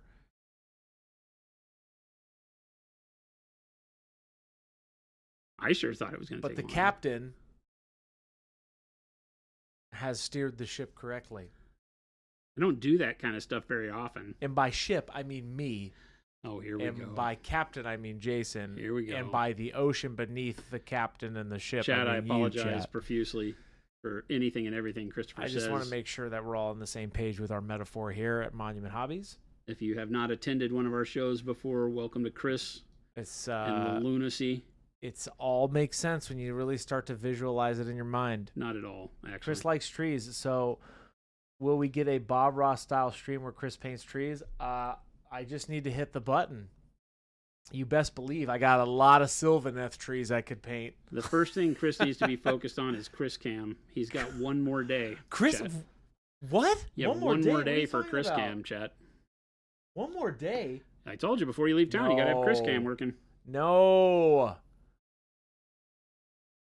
Don't make Gabe do your job for you. 2 weeks. You know what Gabe will do is Gabe will put a damn camera in here and jack up all your stuff. So I would recommend you do it before Gabe tries. I don't want him to. Yes, at some point I will do a Bob Ross stream. How about that? I'll get a perm for you guys. Please don't do that. There, and you know what I'm gonna do? I'm gonna get a perm and I'm gonna stand in front of a canvas. Right, and I'm gonna super glue a bunch of tree models to it. We have a Bob Ross wig. We do? Yeah. I think you should get a perm, Jason. Because we used to paint as Rob Boss. Rob Boss, That's right. been years ago. That was still when we were running Monument out of our house. Yeah, you don't want a Chris Cam, little Billy. You don't want that. We also streamed as Kenny one day. I remember you were saying that. Skinny Boutte. I don't think he was very happy with that.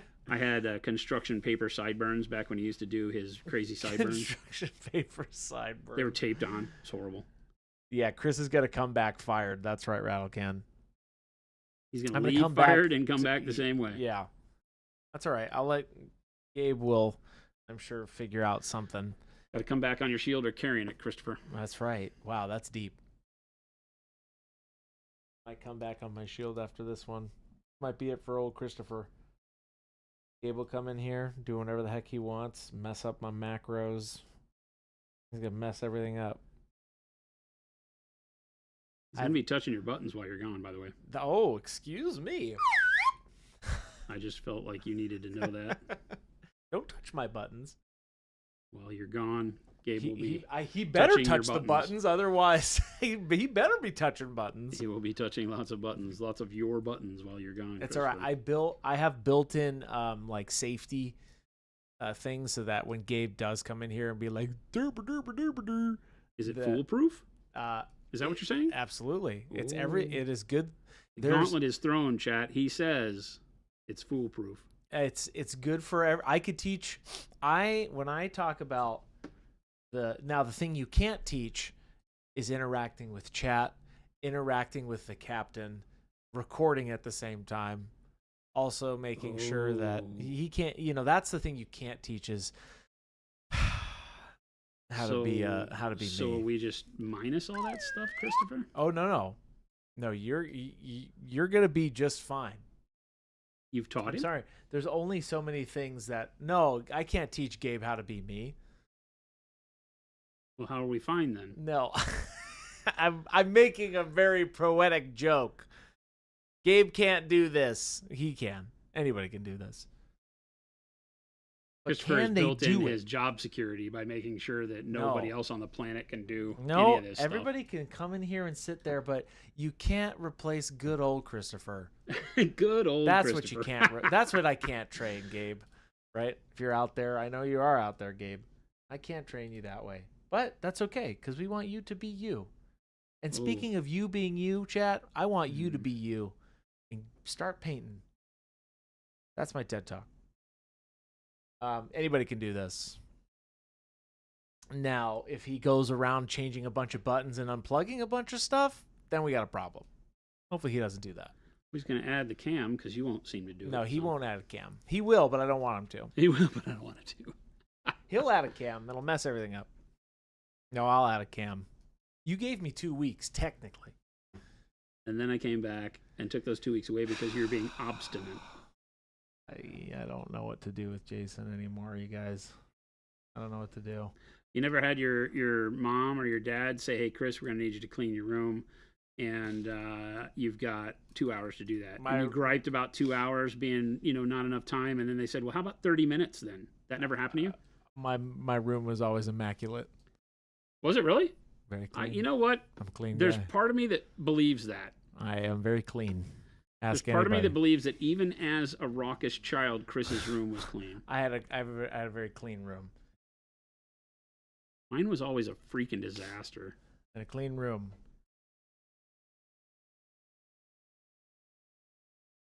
Holy mackerel, these little holes, those little holes on the arm are so deep that like zero paint gets in them. It's pretty amazing. No dumb questions here, Derpstick. Maybe a dumb question. If you were painting characters that have been played by actors, for example, Andor from the show, Andor, how accurate would you try to get with their skin tone? Oh. Never. It's not something I even think about. I think about the character they're playing and try to reproduce that. So I guess that's the same thing, unless that character, like Spider-Man and comic book characters exist in the comic books in a lot of different varieties based on who the colorist was. And then you see him on the big screen. And so which do you choose? I think you choose your own, right? It's your own path. Do what you want. Can you? Sure. You want to paint Cash and Andor in the exact tones as the actor? Go for it. I don't think about it. I paint every model as if it doesn't exist and it's whatever I want it to be, which is why you don't see me painting a lot of Marvel and Star Wars characters that are well known, right? Because they don't interest me as much as standard Rebel Trooper.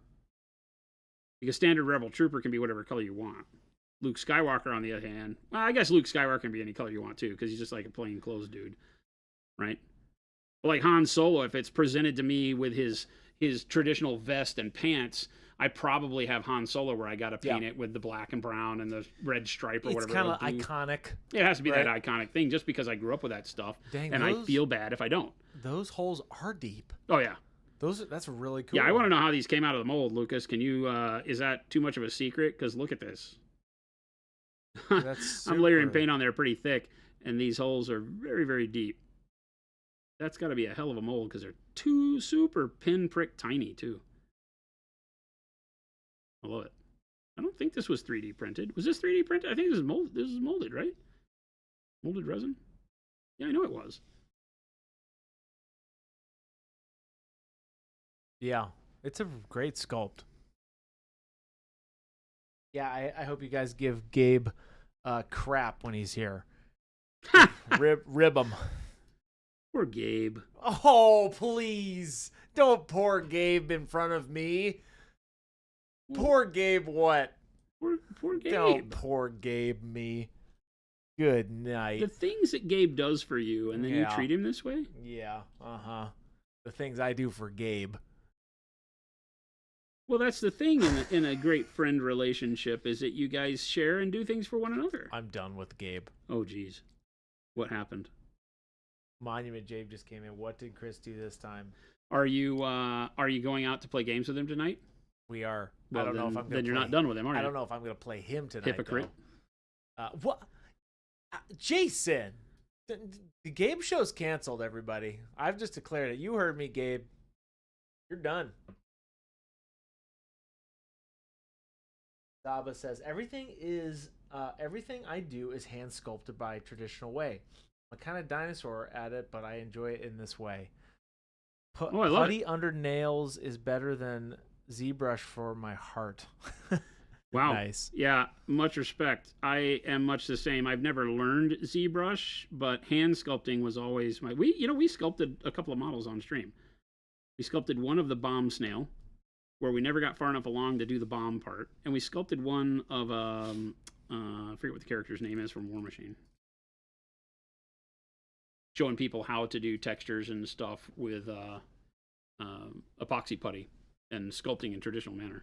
Doing fur and skin and how to scale and build armatures and things like that. I used to do that on stream back before we became a company selling product. I'm with you. I love sculpting. I'm probably horrible at it now since I haven't done it in a long time, but. Yep. A long time ago. I'm old, Christopher. I'm old. No, you're not. I'm very old. Oh my gosh. What's up? Very old. First we're giving Gabe free pub. Now you're saying you're old. What's next? I get $1 off Chris at Denny's, Cam. Christopher. You get $1 off? Have you gone to Denny's yet? No. Oh. I don't know how to help you with that And one. I've forgotten to ask if there's a senior menu anywhere else too. So Jason, you're here. You're at this level. Why don't you ask? You might as well. You have discounts for seniors? It just doesn't roll off the tongue, man. Just doesn't roll off the tongue. Although the next time we go to Los Dos, I am going to ask them. You should ask.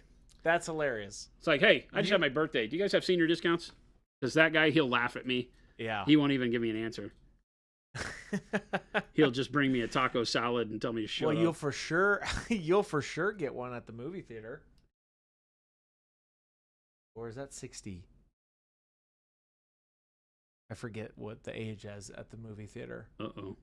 The moving goalpost. It's getting older and older.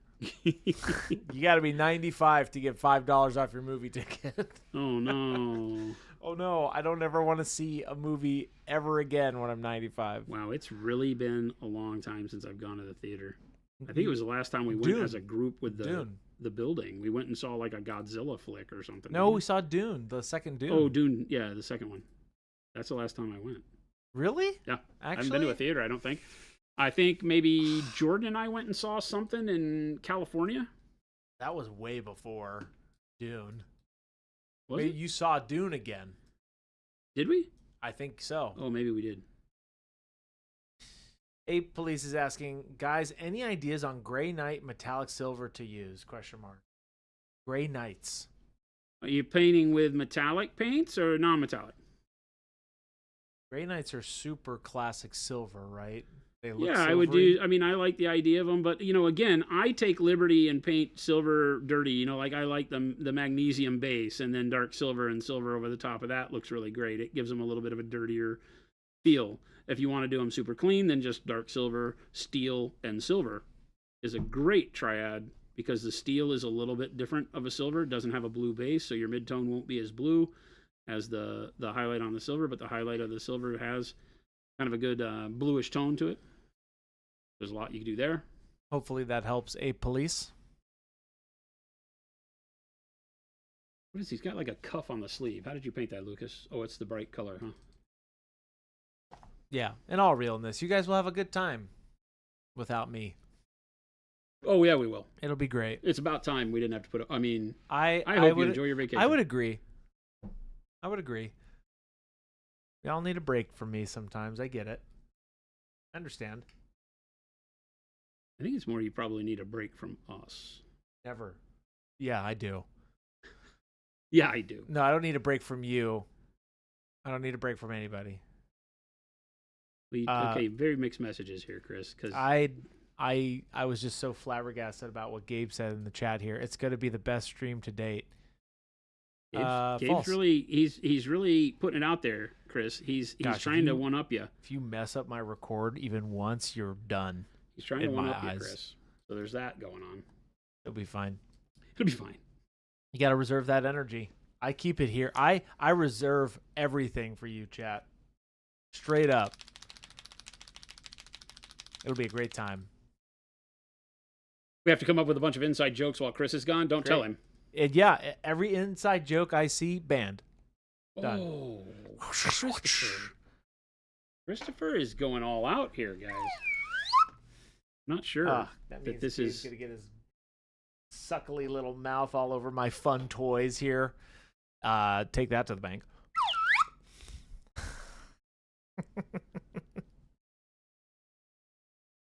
Gonna be playing with my train whistle.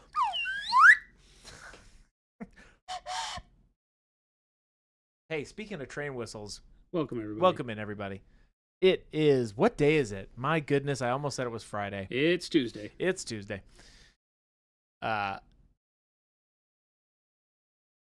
Thick Wizard Production says, shout out to Jason for being a fellow backwards hat enjoyer. If I don't, the bill gets in front of the Right. camera, so they make me turn it around during stream. I've never told you that your entire life. This predates you, Christopher. It's not all about you. Predates me? Yeah. What's her name? Oh, here we go. Here we go. Chris doesn't like to talk about the before times. Before Chris. BC is what we call them. BC. There were a lot of years BC. BC. That's right. Follow-up question from Derpstick. If Jason were to paint Cassian Andor, okay, what skin tones would he pick? What skin tones would you recommend if I wanted to paint him with his actor's skin tone? Well, I mean, I'm not looking at a picture of him. I don't, off the top of my head, he's got kind of a more tanned, darker Caucasian flesh, Spanish. This is what he's got. Oh, okay. Yeah. I mean, technically, shadow flesh, bright shadow flesh mixed together. Maybe you could do a dark flesh undertone first. But you're not going to need a lot of darkness. I think shadow flesh and bright shadow flesh mixed gets you there all the way to your highlights.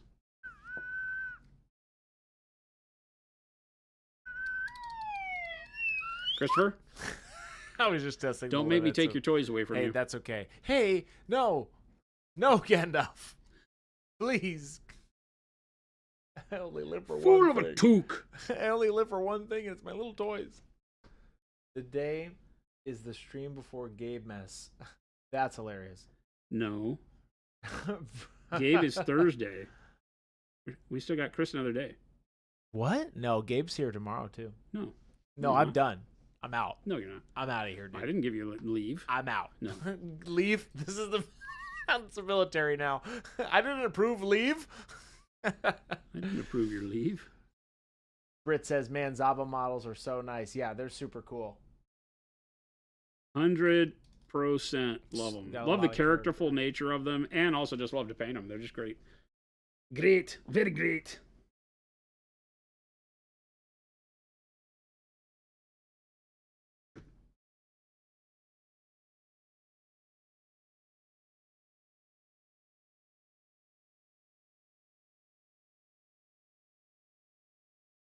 Pick a darker color to do as the contrast color here. These are going to go more to a cream color. I'm not going to have them be yellow. Oh, a cream color, you say? Yeah, something brighter.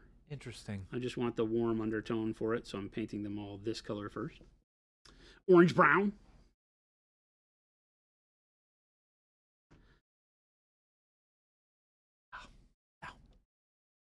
It's coming out good, Jason. Why, thank you, Christopher. Don't thank me yet. Oh, sorry. I take it all back. Panic Bomb. Chris, how's the Earthworm Jim diorama coming? I'm finishing up. up. Moved. Hey, whoa. This freaking guy in his dreams. Take it easy. Hey, everybody calm down. Here's what I'm going to say about that. I'm on a Gargant kick. I'm almost done with my Gargants. I got 2 more Gargants I want to do. Which this weekend, I might get a lot of painting done. So who knows where I'll get. You gonna be painting? Oh, you told me that. Yeah, dude. Yeah, you told me that. Taking all your stuff this next week. I'm literally going up into a cabin and painting. That actually sounds fairly dreamy. Doing some fishing during the day, some painting at night. Literally what I'm doing. That sounds really good. Yeah. What are you fishing for? Brown trout. I was gonna say brown. Yep. And river. Fishing. Yep. There is the Upper Colorado. Oh yeah. Yeah, it's gonna be good. We're doing some fly fishing. Little fish though. Rainbow was my thing growing up in New Mexico. Yeah. Yeah, I love lots of pretty rocks up there. Yeah, that's right. Shut up, Gabe. I know what you did there. Look at me. Look at me say that so with such a genuine heart, and you got me. What did he do? He said there's a lot of pretty rocks up there that I can put on my gargants. Oh, More than enough to glue to his models. Gosh, you're so ban. Rattlecan, that sounds rad, Chris. Yes, I am. I'm excited. It'll be a nice break. You need it. I did those right? Yes. I'm thinking. It scared me for a minute. Flapjack, 2 more gargants feels like a lot of gargants to me. Yeah, it is an endeavor. I have a good method for him now. I just have to sit down and do it.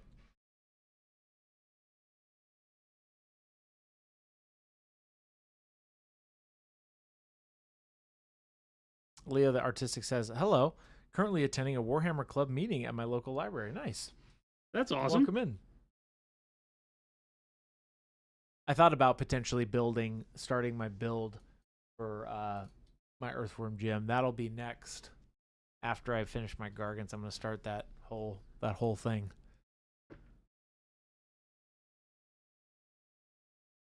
This model is holding an axe or a halberd in his right hand, but Chris lost it. So what? No, I didn't. So we have it's in that box right next to you.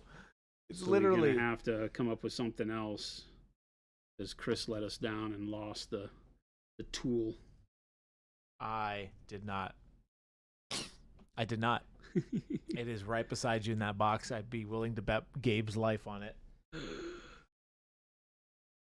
More than enough to glue his models. Oh, Gabe, you're really burying me, huh? Wow. You two lovers need to. You see what happened there? You two lovers need to make up. Earlier, I was like, Gabe's such a good guy. What a outstanding fellow. Now he's bringing back old past mistakes and hurts and pains. Christopher? Yes, sir. I've never heard you say anything nice about Gabe. What are you talking about? I've said plenty of things that are nice. Like what? Name 15. Sorry, let me get my notes here. My teleprompter says he's kind. Chat, X up in chat if you know Chris is lying. He's all right. Britt says, might be a weird question, but what's the best way to darken the walls of the pant slits? Oh, not a bad question at all. Darken the walls of what? The pant slits, like this stuff. Darken the walls? Yeah. How do you mean? Darken the walls of the pant slits. Well, so as I do this base coat, I'll highlight it once, and then I'll probably do a wash of maybe flesh wash in it to put some shadow to it. That'll form in the recesses. But when you look, the walls are the outer fabric. So I will cut all that in with the color that I put on the outer straps or the outer flaps. Can you pop in real close? Yeah. Right, you'll notice that. See how the slit part that I'm painting is literally that one-dimension surface, and the walls will be this other color. So I'll go in and very carefully go through and put color on those. But the wash will help delineate where that is, because it'll fall into the little gap or the little trough between them. Yep. Which should make that easier for my eyes to register what I'm doing. Is the big key there. Britt, hopefully that answers your question there. What time is it? We got plenty of time. All right, so what do I got? I got dark orange brown going on. I got this should probably go there, and this should go there, and this should go there. What could be next here? Khaki? I like khaki. You know what? I haven't seen you use khaki in a while. I feel like khaki's a good choice here. Khaki's a great choice. So there you go. Khaki, Chris. It's a choice. It's a great choice. It's a great I like choice. how you just look, he goes, it's a choice. He looked very pained, like he was almost trying to fart while he was talking to me. No. I don't understand what was going on there. I can't have you passing out on stream. Boy, howdy. Boy, howdy. Okay. Okay, so it's just going to be the same color as the fabric of the pants. Got it. Yeah. Any tips on achieving a copper rust effect? Interesting. What? A copper rust effect. How do you mean? Ella the Artistic is asking, any tips on achieving a copper rust effect? How do you mean copper doesn't rust? So are you meaning you want to have the rust copper colored? Or rust color for going over the top of copper? Because copper doesn't rust. Copper verdigris. Is that what you're... Maybe that's what you're meaning. You're talking about verdigris?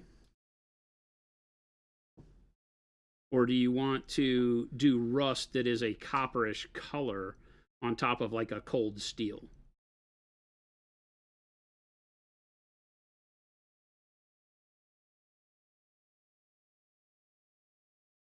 Let me know and I'll help out. Yeah, Ellie, let us clarify for us, and I'll relay it for you. And speaking of relays, it is the bottom of the hour and the top of the hour. That's not how that works. And it is a Tuesday afternoon here at Monument HQ. We're painting up Lord Bzz from Zaba Art. I love that you put so much into saying that. Of course. It's such a great one. Bzz. Bzz. It's Bzz. Lord Bzz. That's what I'm assuming. Not Lord Bzoozed. That's Lord Bzzd to you. Yeah, I'm specifically talking about the green. Sorry if I wasn't specific. No, that's okay. So you're talking about verdigris effects. Verdigris. Yeah. Sure. I like to start with like a dark jade and then work up to turquoise. We also have a short on that, I believe, too. We also have a verdigris color. So we have a green oxide that works really well. Right? Yeah, it's called green this. oxide. Yeah, check this out. You're going to like this one, too.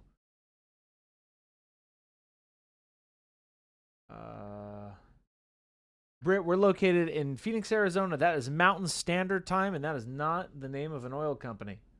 That's doesn't even make sense. Mountain Chris. Standard is our time zone. If you don't know what that means, that is Phoenix, Arizona. We stream from 2 to 4 p.m. every single day, except What? for I have to do this Saturdays every day. and Sundays. We don't stream on the weekends, but Monday through Friday, 2 to 4 p.m. Mountain Standard Time. I literally do this every day with you. You do.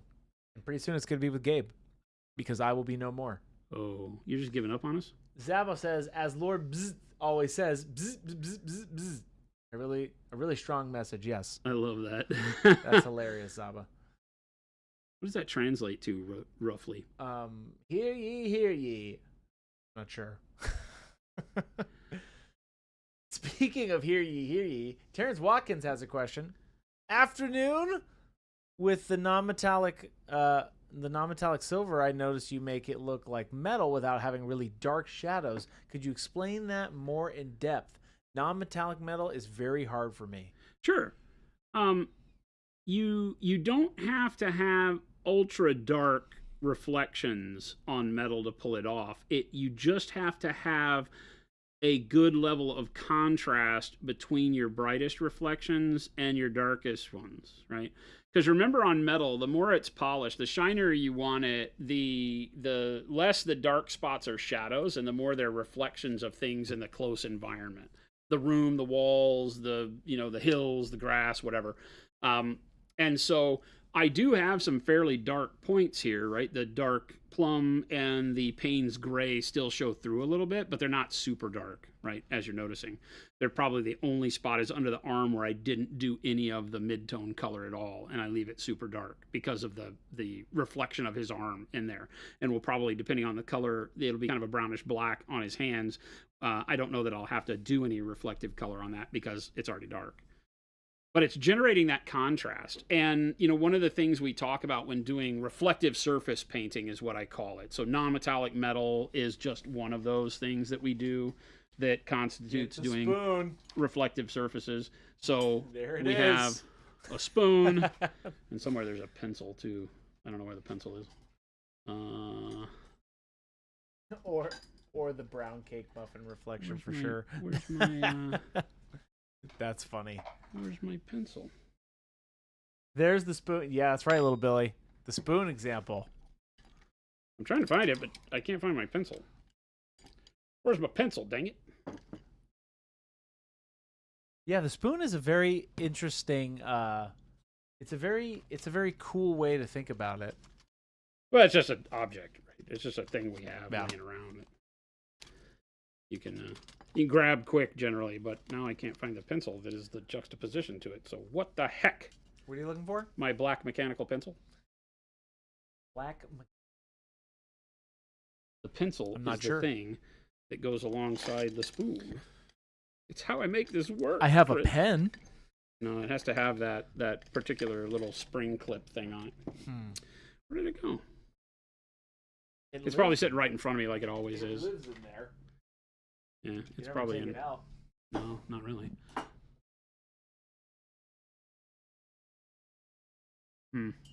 Huh. Weird. Oh, there it is. It's upside down. Oh. So when we talk about metal, you have like, and even though this is kind of indicative of the way we would paint polished armor because it still has dings and scratches in it from being around for years. But when you look at it, you think about that's the polished back of a spoon facing directly into a light. Okay, so that light, that oval that you see is one of our studio lights, and I'm pointing it directly at it. So you notice that the spoon is not overly bright, right? It's all in midtones and some very dark colors along the bottom as we fade off into the shadowed area of the room that's reflecting there, right? So we're reflecting shadows of other things. There's no shadow being cast on this spoon right now. All the darkness is the darkness in the background, right? It's all the ceiling and walls and floor area, my hand, right? Whatever else is here. So you can see color reflected in it and things like that, but the color that's reflected in it will be darker. So when it's highly polished, what you notice is that your darker colors sit very close to your bright colors because they represent reflections, right? And so the lamp is the shape of the lamp and then just has a little bit of spread of blend coming out from the sides, and that's because the spoon itself is not highly polished. It still has all those scratches and kind of that cloudiness to it, right? Like a dirty mirror, right? But you can see lots in it, right? Then when we look at things like, you know, a shape that doesn't reflect light directly back at you because it's curved, we see less reflection of things that you can recognize. It no longer looks like the light, but it still shows me the same thing. That is the very bright reflection where the light's reflecting directly back to your eye, immediately juxtaposed with a dark reflection, which is the room around the light. Make sense? No shadow. There's no shadow here. Maybe there's a little bit of shadow up here at the top, but this indentation isn't that deep, so it's probably not. Right? But you're getting secondary reflections. You're seeing a little bit of light over here because we've got the warm light over my shoulder. So everything you're seeing here is a reflection. And the more polished it is, the more mirror-like it becomes, the more true to the reflection it is, the more dark to light goes right next to itself.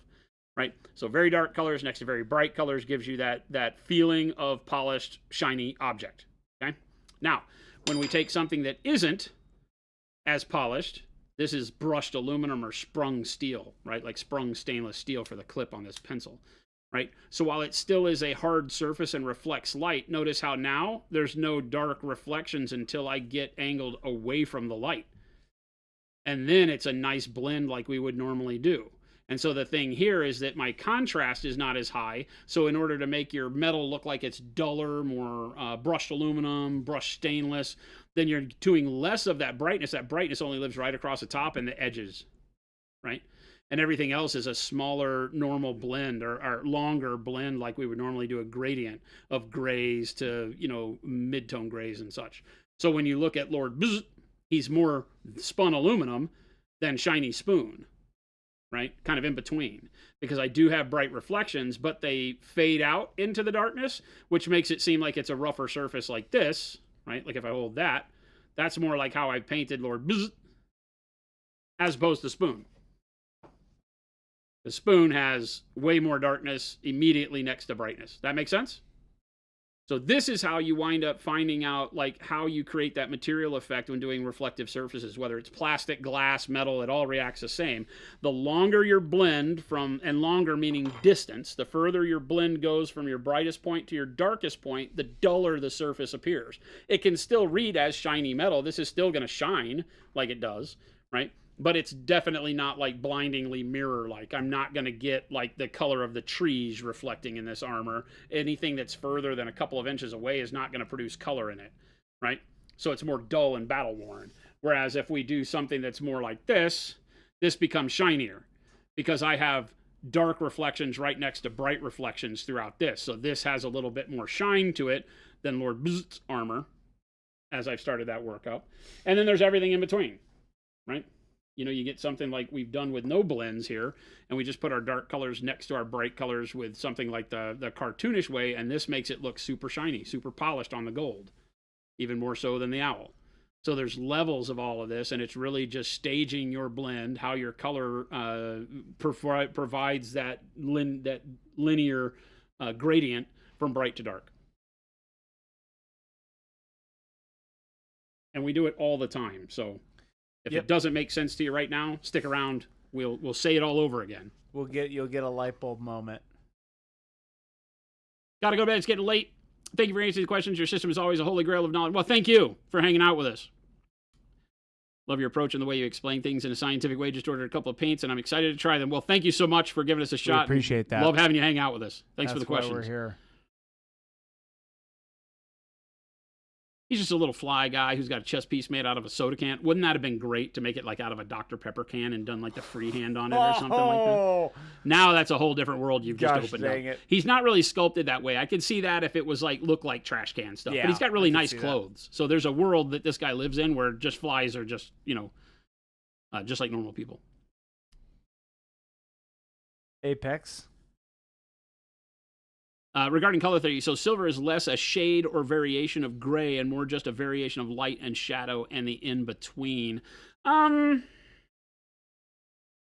guess, I mean, when you say silver, you mean the material or the color, right? Because the material like steel, like this armor, I've not used any, I've used bright neutral gray as the only gray, and I've used blues and yellow, believe it or not. The colors that make up this armor are dark plum. For the little bit of shadow, you'll feel a little bit of reddishness in the shadows there. Right? And the dark spots, that's the dark plum, right? And that was the base coat. And then over the top of that is Payne's gray.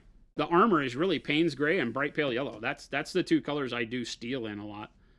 Yeah. That's what the bulk of what you're seeing is those two colors. It doesn't get super yellow, but what yellow does is by warming up the you know, very cool blue of Payne's gray, it pushes me into where my reflections start feeling a little bit more environmentally influenced. Because you can think like yellow light from the sun, if you will. But I don't want to see a lot of yellow, and I don't want it to turn it green. That's why I use a very pale yellow in this regard. So it's not going to immediately give me like seafoam green. But I mean, that's what we've done here is taken dark sea bin and used the bright pale green into dark sea bin. So we go from like a bluish green to a very, desaturated, almost white green on this one, right? And so you can create similar feel in different color ranges by doing the same thing. But I typically do most of my non-metallic metal, the base of it is usually two colors. And usually like a blue-black or a Payne's gray for the base, and then a white-blue or a pale yellow mixed into it. And that will give you that color of steel. So if that's what you're asking, right? Silver is just a variation of light and dark as a material. Metal is a variation in contrast. You can paint it in white and black and gray and make it look like metal and give it, a reflective quality. And then any color can go on it just to give it interest. Because obviously black and white isn't as interesting. Brittany, yeah, that was just, this is the guy, the owl was a model that I was painting at Contrast, which is where I picked up Lord BZZZT from Lucas over in Poland a couple weeks back. And I was just using this guy as a demo model. Natalia gave me this from Awesome Creations, let me paint the model and take it away. And I was using it as a demo piece to show people the expert acrylics. I was using them in tandem with our normal Pro Acryl line to just do base coating and put color on the model and show glazing and such when doing like the gold. having fun. Jason likes to have fun around here, but you know what? We also are very serious business paint stream. Very serious business. That's right. We're very serious. We're not at all We serious. are very serious business. But we'll keep Chris happy by saying, oh, yes, Chris. You're we right. are very serious. We got to get back on those tracks. This is a serious business painting train. Stream here. Very serious. Very serious. And don't let that scare you away. Let that encourage you to come closer. You'll pay for the whole seat, but you'll only need the edge. Thanks for answering my questions. The explanation would love this channel and mindful way of explanations. Yeah, you're welcome. 100%. I love it. You'll find that I typically ask a lot of questions back because art is not as simple as the rules. Art really requires the mind of the artist to direct the answer, right? Because there's as many ways to paint as there are painters painting in my mind. And so you'll hear me ask people a lot like, hey, what are you trying to achieve? What does your mind's eye say you're trying to make? Because there's a lot of ways to skin a cat in this. And, you know, it's not as easy as just telling you a color or even a brush stroke or a particular texture or technique you might want to use. There's a combination of all those things that will get you to where you want to be. So sorry if I'm not always silver bullet answer guy. I'm not going to tell you the rules because there really aren't any. It's kind of chaotic and like herding cats to paint. A lot of people won't develop their style until they really figure that out and they start feeling the freedom of I'll just do whatever the hell I want.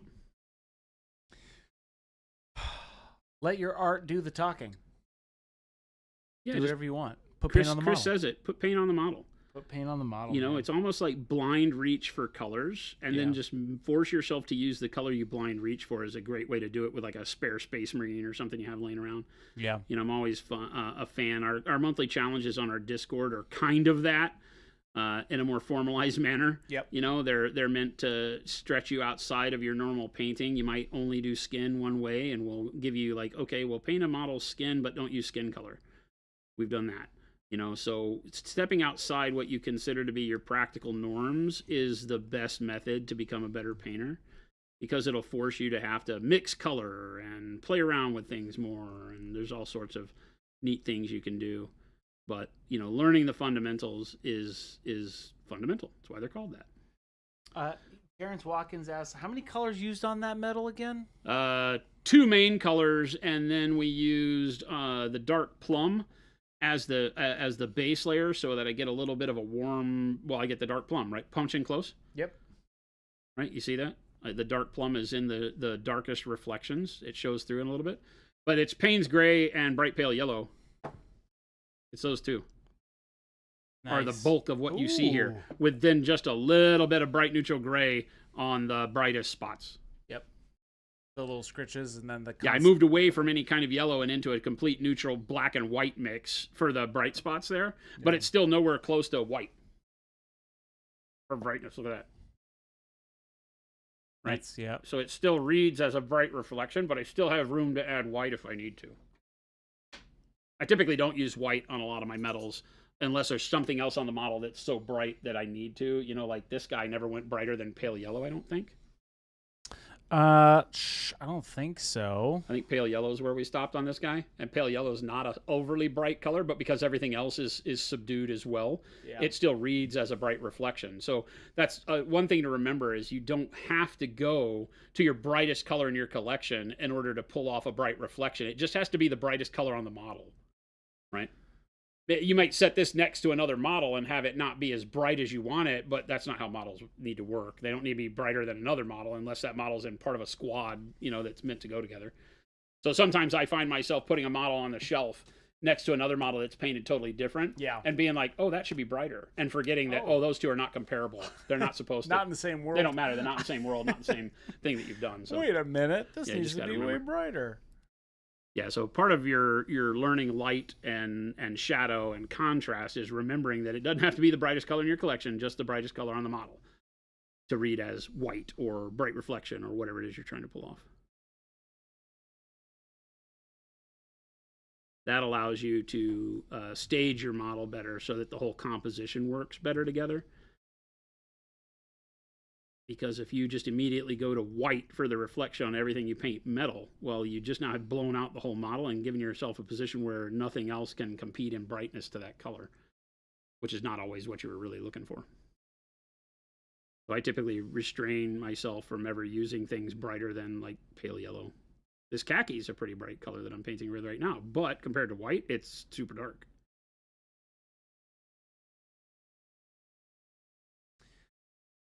Jason, we're getting about that time. It's getting to be about that time. Yeah, this is it. We've had a really good stream today.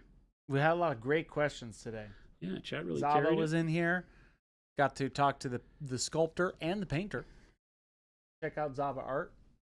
Lucas is a fantastic human being, great artist, great sculptor. He sculpted this model and painted the box art that is super abusive and makes us all feel bad. Just a great guy. Great human being. Support him. Go to zabaart.com. Pick up some models. Paint some Lord Bzz for yourself. He's got some other amazing models. They're all My Little Mouse, that I think is modeled in homage to his daughter. And then his line of mushrooms is amazing. The mushrooms are really fun.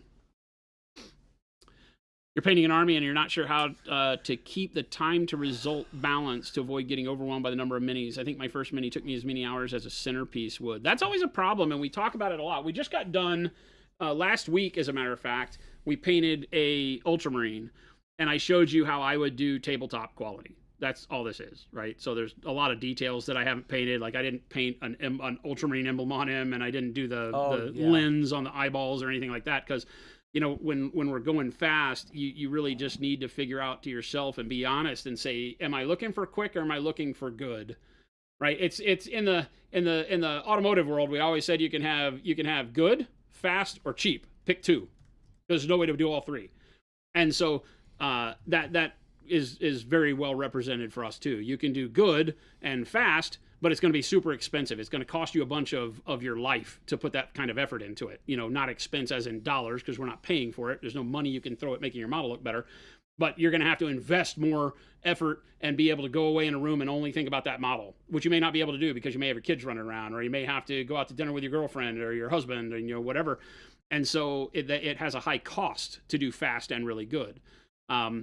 Or you can do really good and low effort. And that then doesn't happen fast. So when you do that juxtaposition of those three things, you pick which two you want, right? Do I want to invest a tremendous amount of time and have it done good, right? Then I can do all three. But typically you're not going to have it fast. You're going to invest a lot, do it well, and take months to paint it. This guy we did, and what would have broken down is just a handful of hours. 3 days over that. Go check out those VODs from last week. You can do this on any which would have space maybe, for your had we workout. just knuckled down and not been talking on stream, 2 hours, 3 hours worth of time to paint, maybe a little bit more than that. But the process that you see me using, which is mostly dry brushing, allows you to do like full squads like this for not much more uptick in time cost. Because the dry brushing method doesn't take a lot of cleaning of brushes and things in between models. You could literally just do model 1, model 2, model 3, model 4, and do it in just a hair more time than it took me to do this guy. The only thing that really is exponentially more time consuming is the details, because all the models take the same amount of time with the details. Kenneth Artistry, thank you for that raid. 11, you're just catching us at the end. But thank you so much for that raid. Try not to melt in that AZ heat. Oh my You're God. trying. My God. At least the studio has been bearable. We turn the air conditioning off, and then I have to turn it down because it gets hot in here. But it overworks, but yeah. What was the workup on the Space Marine's gun? Which this guy over here? The one you just had. It was like a blue, black, and bright green blue. That's it. So it was blue, black, and then as a base coat, and then I started mixing in just little pinpricks of bright green blue into it. I didn't even use maybe bright green blue by itself is the brightest spot on there. That's it, 2 colors. And it just gives it a nice black, right, without it having to be black. It's base coated. The whole model's base coated in black primer. But it gives you that kind of gunmetal gun casing that I like. So, really easy combo. Yeah, if you guys missed last week's VOD, if you needed to get jazzed about painting up your Marines.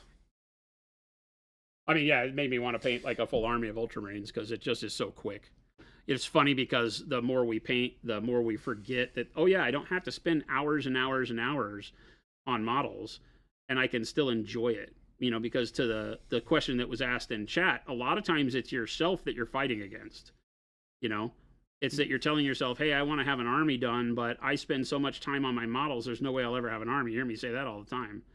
You know, but I have to remember that, well, there are ways to do that, right? There's ways to put out an army that I would still be proud to put on the table and that I could have fun with and not be ashamed to, you know, be everybody's like, oh, I thought you were a good painter. And then you bring this crappy looking army to the table. But you got to get over that. At some point in time, you're like, would I like to play with painted models? Yes. Does my fear of spending enough time on an army keep me from playing games? Sure, because I don't have painted armies, right? So, speaking of painted armies, time to go. That's what Chris is saying. Welcome in, everybody. Welcome in, everybody. No, we're just wrapping up.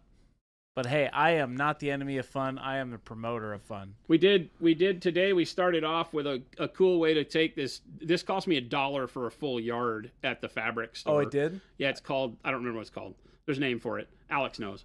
But I went to the fabric store during lunch, picked this up, and then just stretch it over the eyes to give me the fundamental segmentation of the fly eyeball. Yeah. And then I'll by hand do all the other stuff. But that was just really good. So we started today with this because I needed to get that out of the way. And I was planning on doing all that freehand, but then I talked to Lucas, and he said he did it this way. And I said, well, if you cheated, I'm cheating too. I am not holding myself to doing freehand segmented eyes if the artist himself didn't do it. So he cheated, and I followed along. So I'm not ashamed at all. So we did that for the first part of the show, and then the rest of the show we've spent painting the freaking minutia of all these inside ruffle. He's looking good. Things. So that color will get developed, and then we'll figure out the outside stripe colors too, and start working on that tomorrow. Having a blast with him. He's a great model. Yeah, it's very tons cool. of fun. So thanks so much, everybody, for hanging out with us. Remember, if you showed up here on a raid and you haven't been here before, please hit the follow button. If you're on Twitch or if you're watching us over on YouTube, hit the subscribe button. We stream to both platforms simultaneously, Monday through Friday, from 2 p.m. to 4 p.m. Mountain Standard Time here in Phoenix, Arizona from Monument HQ. So thank you so much. All the paints and brushes you see me using are our Monument paints and brushes, Pro Acryl, and our Pro Series brushes. You can pick them up yourself. I'm using the new Dauntless brushes, as a matter of fact, our El Cheapo synthetic brushes. I love them. You can pick them up over at monumenthobbies.com. Chris put the links up in the stream. Make sure to check out the FLGS link that he put up, because that's where you can get a list of all the local stores across the globe that carry our products. Please support them. They are the people that keep the doors and lights on so that you can... Doors open, lights on? Yeah. So you can go in and make friends and hang out and be social in this wonderful hobby of ours. It's amazing. Yep. The truth comes out, says Flapsack. I cheated. It's a lot of fun. So I love having you here. Make sure to check back in with us. We will be doing more of Lord Bzzzt throughout the week. Make sure to join the Discord, where, as Ghost Hunter says there in chat, we have 5,733 walking chocolate muffin jokes in the Discord that have new inside jokes with the Monument Games starting tomorrow. It's Thursday. Thursday, Ghost Thursday. Hunter. Chris was lying. He will be here tomorrow. Oh, maybe. It'll be me tomorrow. You have one more day with me. So everybody, thank you so much for keeping the amazing questions coming. Hope we got good answers. If we, for some reason, missed a question that you asked in chat today, please come back tomorrow. We'll get to you then. You guys make all of this happen and keep the dream alive. So thank you so much. Chris is going to find us somebody to raid for more hobby goodness as we go off into the evening. Lucas Zaba right there. Have a wonderful evening. You too, sir. It's super late. You need to go to bed. And we'll look forward to seeing you back here. But show some love in the chat we wind up in. I'll catch you tomorrow. Adios.